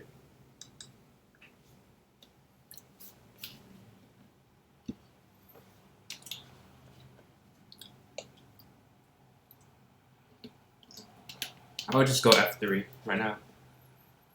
Place the rook on e4, and then bishop c7, bishop takes f4. Easy. 3 pawns. 4 pawns.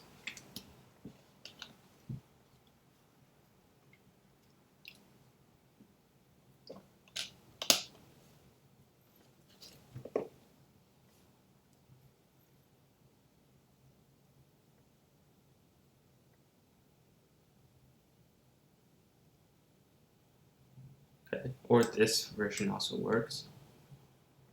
Of course. Okay, let's look at another game.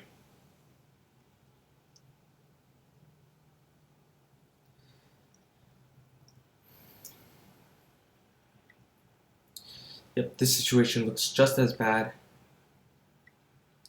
as the other one. Should be an easy win for black.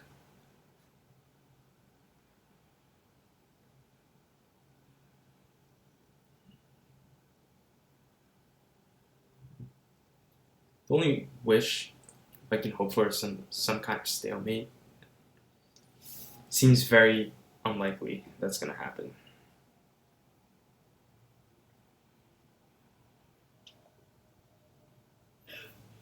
Okay, white lost on time, so.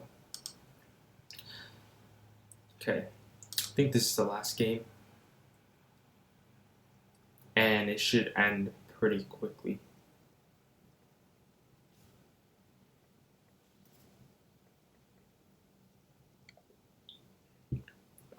Okay, that's a good game. And now we're heading into the last round of this tournament. So, before we begin, I just want to say congratulations to everyone who attended this tournament. It was a fun time, and I hope you guys at least learned something new from your games. And yeah, let's do this.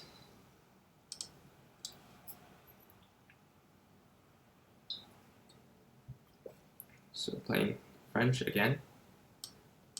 Probably should have switched it up to some Sicilian or whatever, but let's just keep this how it is right now. Wow, okay, so it's the same line. Okay, but this time my opponent changes to something a little bit different.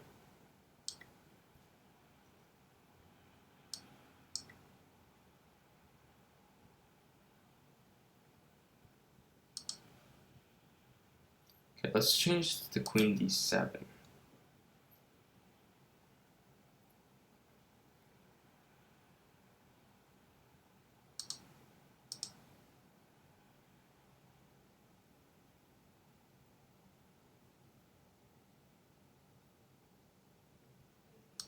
A6.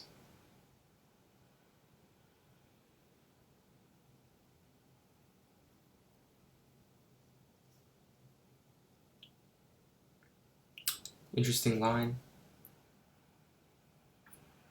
The classical move here is... Well, okay. Classical move here for black is Queen D6. And some similar ideas, but a little bit different, right? Takes, of course. See if he takes the queen or the knight. Queen, okay.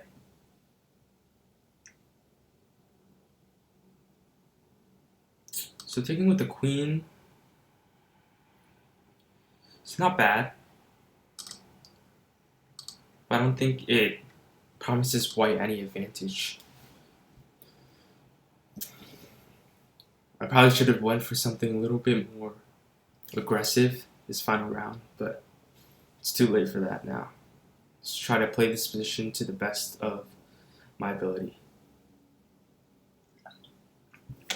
Okay, A4. Preventing B5, so let's go bishop D7 now.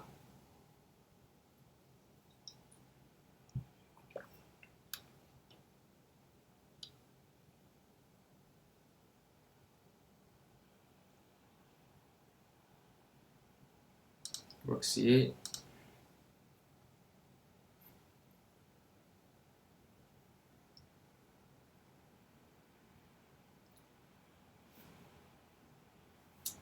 This rook is temporarily tied to this pawn, so that could be a little bit annoying. Whoa. That's a strange move. For sure. Definitely not expecting that.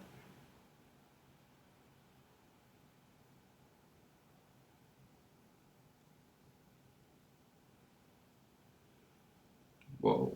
I don't even know how to respond to this.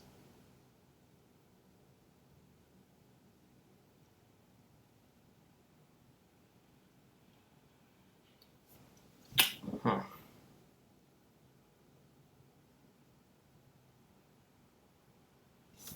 Let's go bishop c5, because honestly I have no idea what else to do.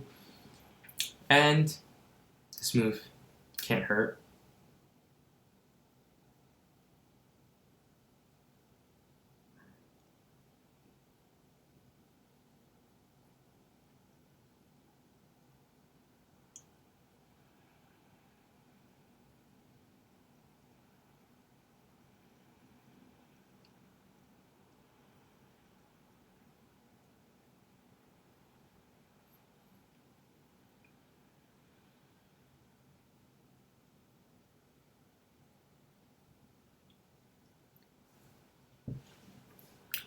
I'm expecting something like knight f3.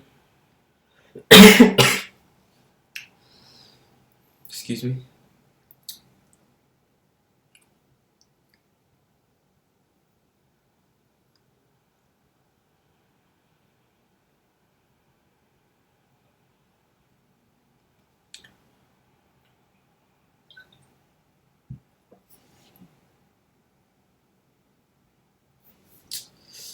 Okay, let's.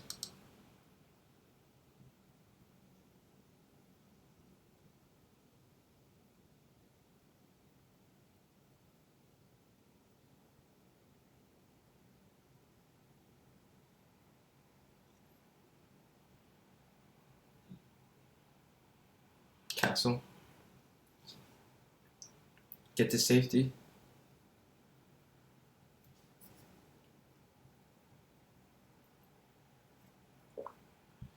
Get to safety and worry about everything else later. The best motto to live by.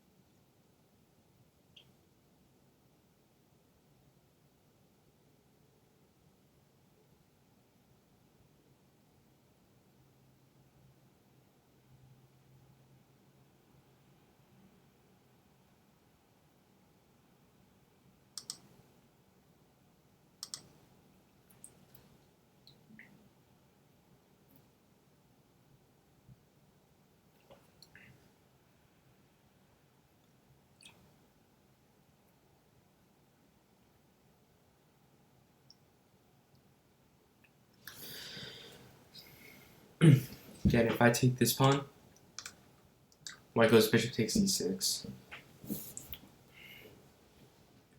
That's the main idea. So right now I'm continuing to just develop my pieces and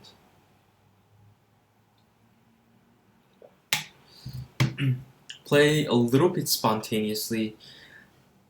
I don't want to use the word spontaneous, but yeah, spontaneous. Fortunately, I have no other way to describe that. So I'm pretty much just trying to improve my position move by move. Maybe play h6, right? Something like that. Improve the position, see what white's gonna do.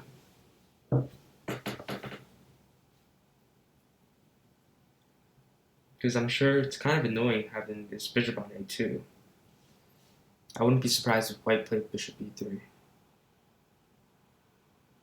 Okay, now that move is surprising. Because bishop takes a4 now looks like it works. Rook takes d8, rook takes d8. If bishop takes e6, now f takes e6, rook takes a4, and there's a backrank checkmate. Yeah, I don't know. Maybe I missed something, but this looks good to me.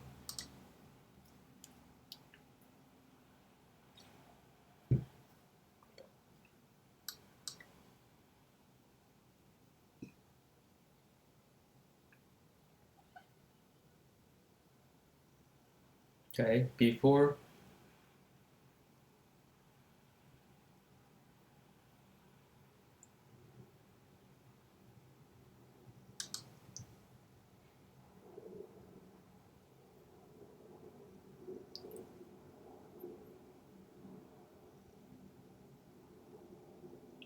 Let's go. Bishop e6.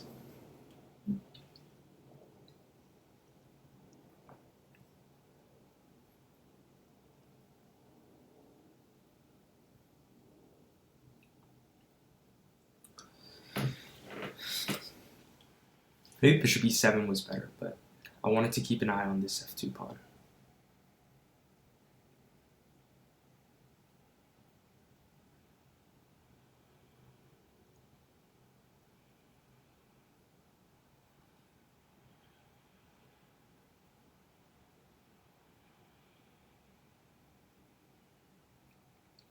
think white should play c4 here, right? Threatening c5, making it more difficult for me to execute things that I want to do. Yeah, that's why bishop e7 was better. Prevented c4.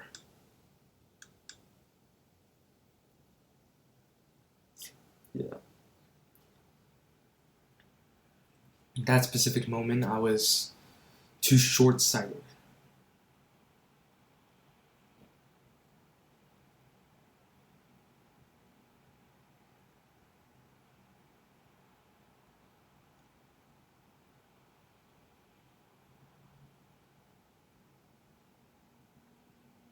Okay, so luckily for me, my opponent also did not see c4.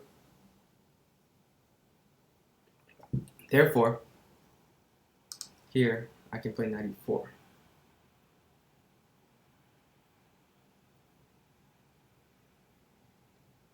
Yeah. The idea is bishop takes e6, takes, rook takes a4, knight takes c3. Now I'm attacking this rook and also threatening knight e2, knight takes f4 at the same time. Okay, I can understand why that sounds crazy because right now it looks messy, but trust me, I think it works. Okay, I should not have made these arrows. They're actually quite annoying. Nah. Okay, bishop takes e6, like I said.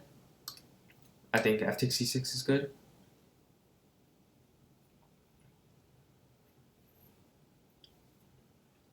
Like I mentioned, he has to pretty much take on a4 right now. Or it wouldn't make sense to play bishop takes e6.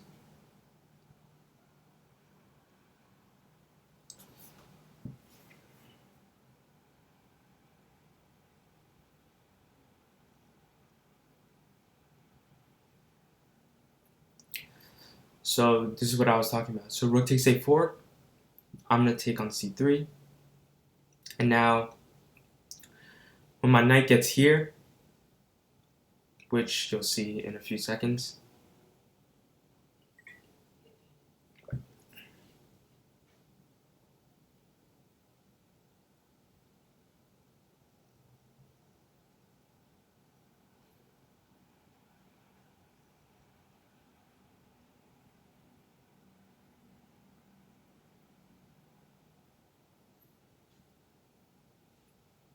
okay, so he takes here, of course.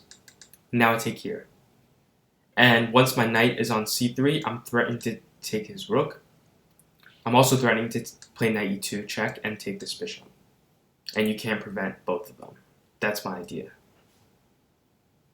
I hope that's clear now, but honestly, I don't know. Continuing to make these dumb arrows.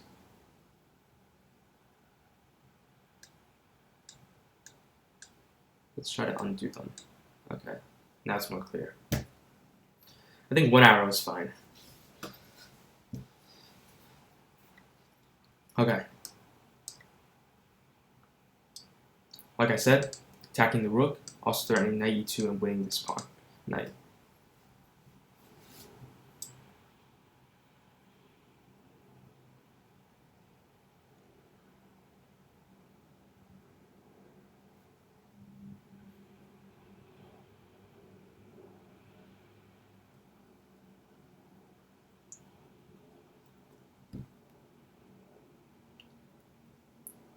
And white has no way of preventing that because the only way to move this rook and attack this e2 square is to play rook a2, but clearly that doesn't work because this knight is right here. So,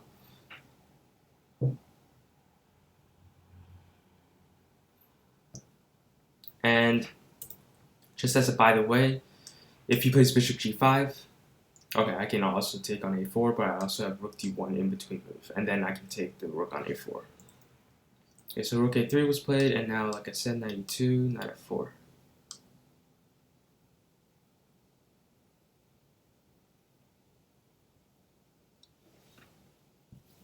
92, knight f4 shouldn't be too hard to convert.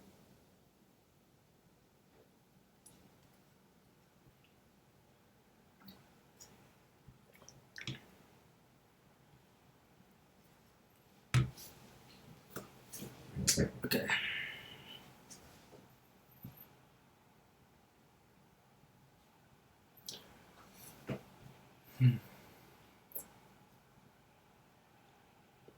The reason why I'm not looking at any other games right now is I want to focus on this last round because this is the most important round. Okay, now.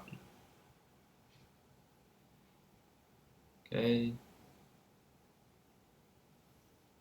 Let's just play knight d3. Attacking this f2 pawn and attacking this b4 pawn.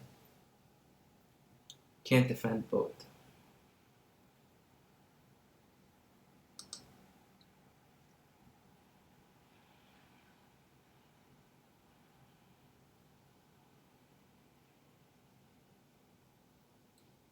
Let's take this.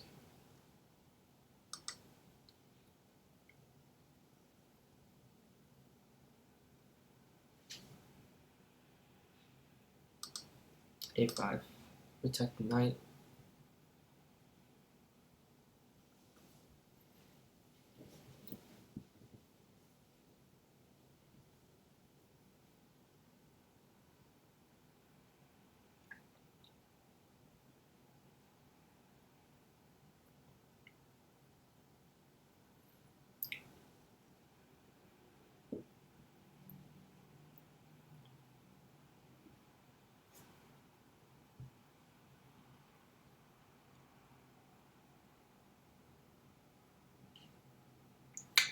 Now, yeah, this shouldn't be too hard.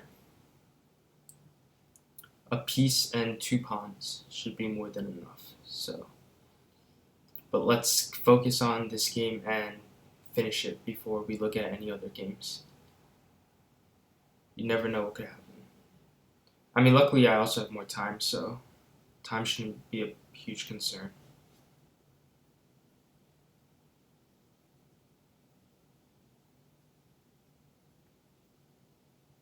Okay, here, yeah, I think many moves work.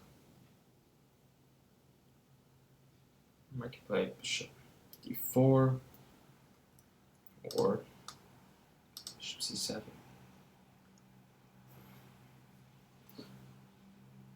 g5, now I'm just going to take here.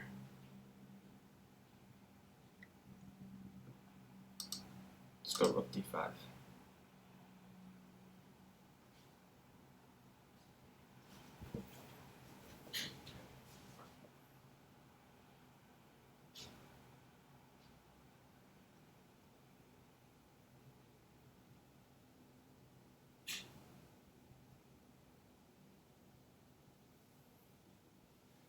King f4, knight d3, forking the king and the rook.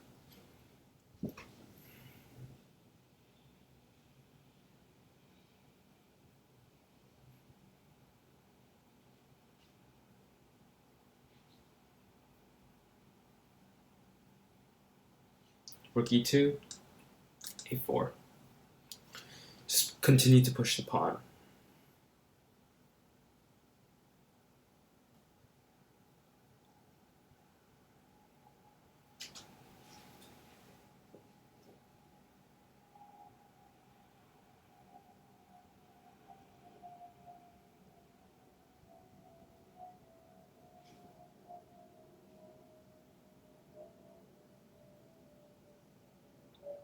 Rook e2, a4.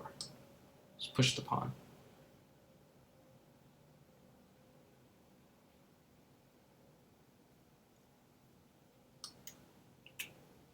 Let's go check.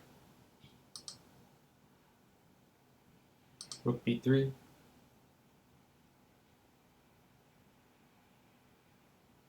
Check.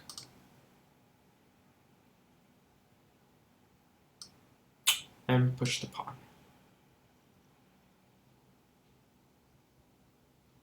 Rook c2, knight e3.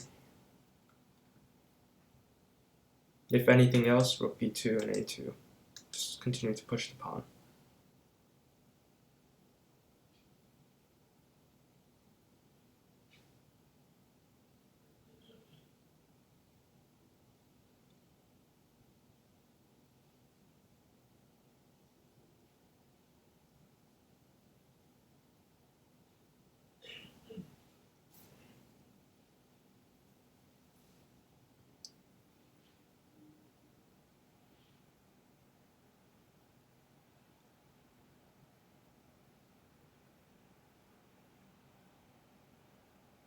Okay. Yeah, that should do it. Fork.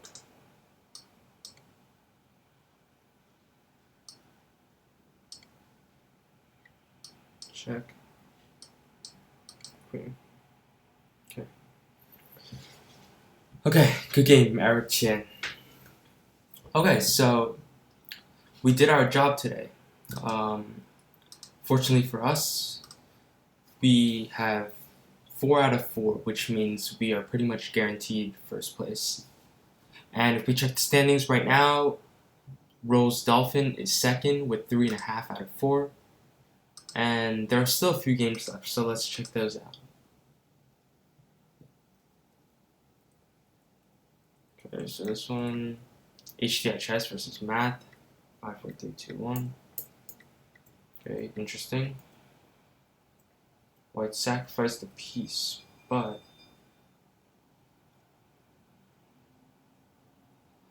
looks like he has at least a draw, if not more.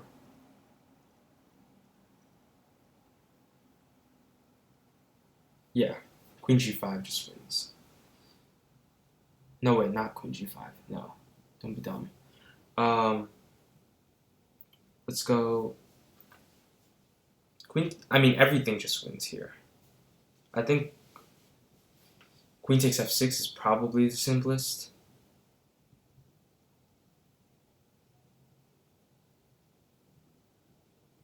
But looks like to me it's just, yeah. That also is fine, I guess, but bishop takes d4 was a little bit annoying, in my opinion.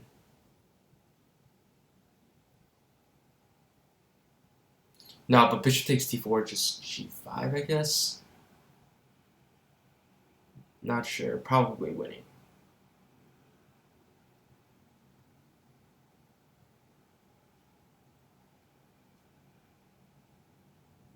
Black just, it's just, yeah. If the black queen can't get into the game, which I don't believe black's queen can get into the game, it's over. Bishop takes g4, d4, g5.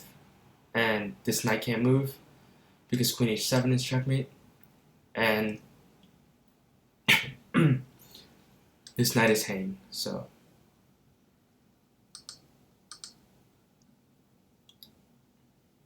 I'll be right back again.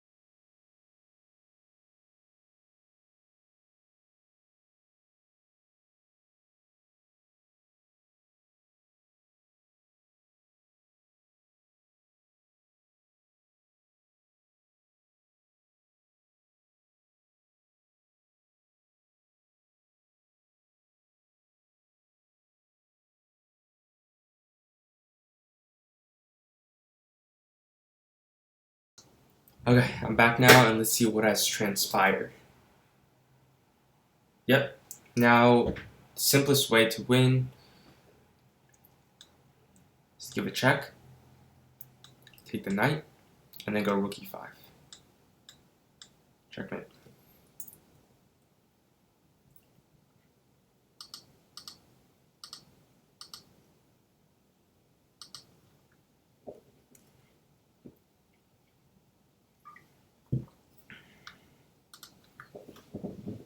And just to give you guys an update on the standings.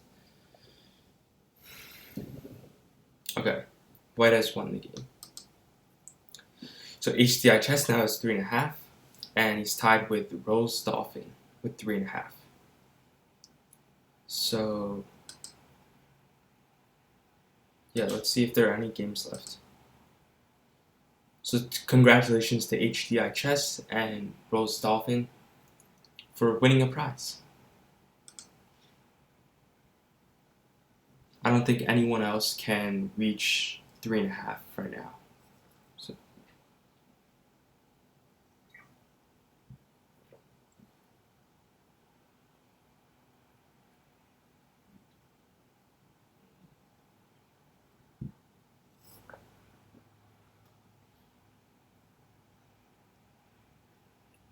knight a4.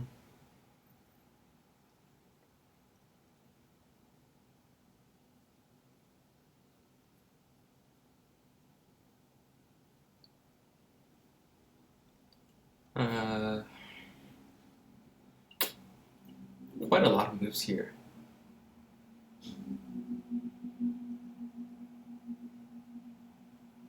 Probably the simplest is to play e4 and after take, go bishop f6. I'm pretty sure this diagonal is going to win the game.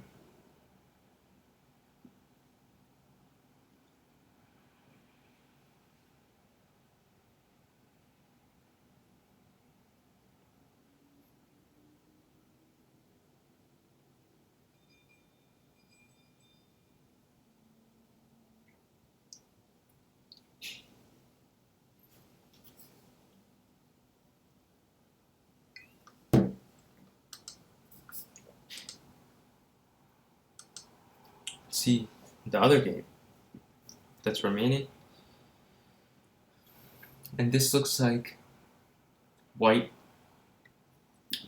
has definitely the upper hand and probably should win.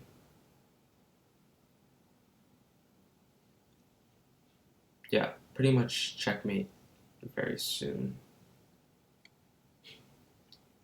Oh yeah, okay, yes, that. Still, bishop e3, right? He's up a rook. That's pretty much all I have to say.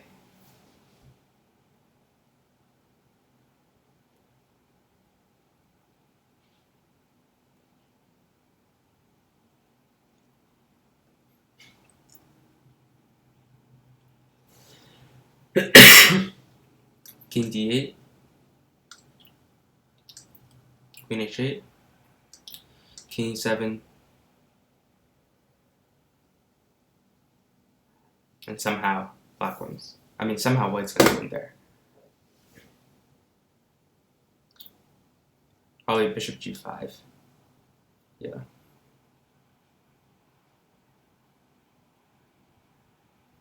Bottom line is that completely winning for White.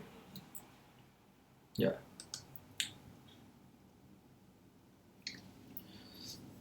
This game is more curious to me. Okay, yeah, it's gonna be over.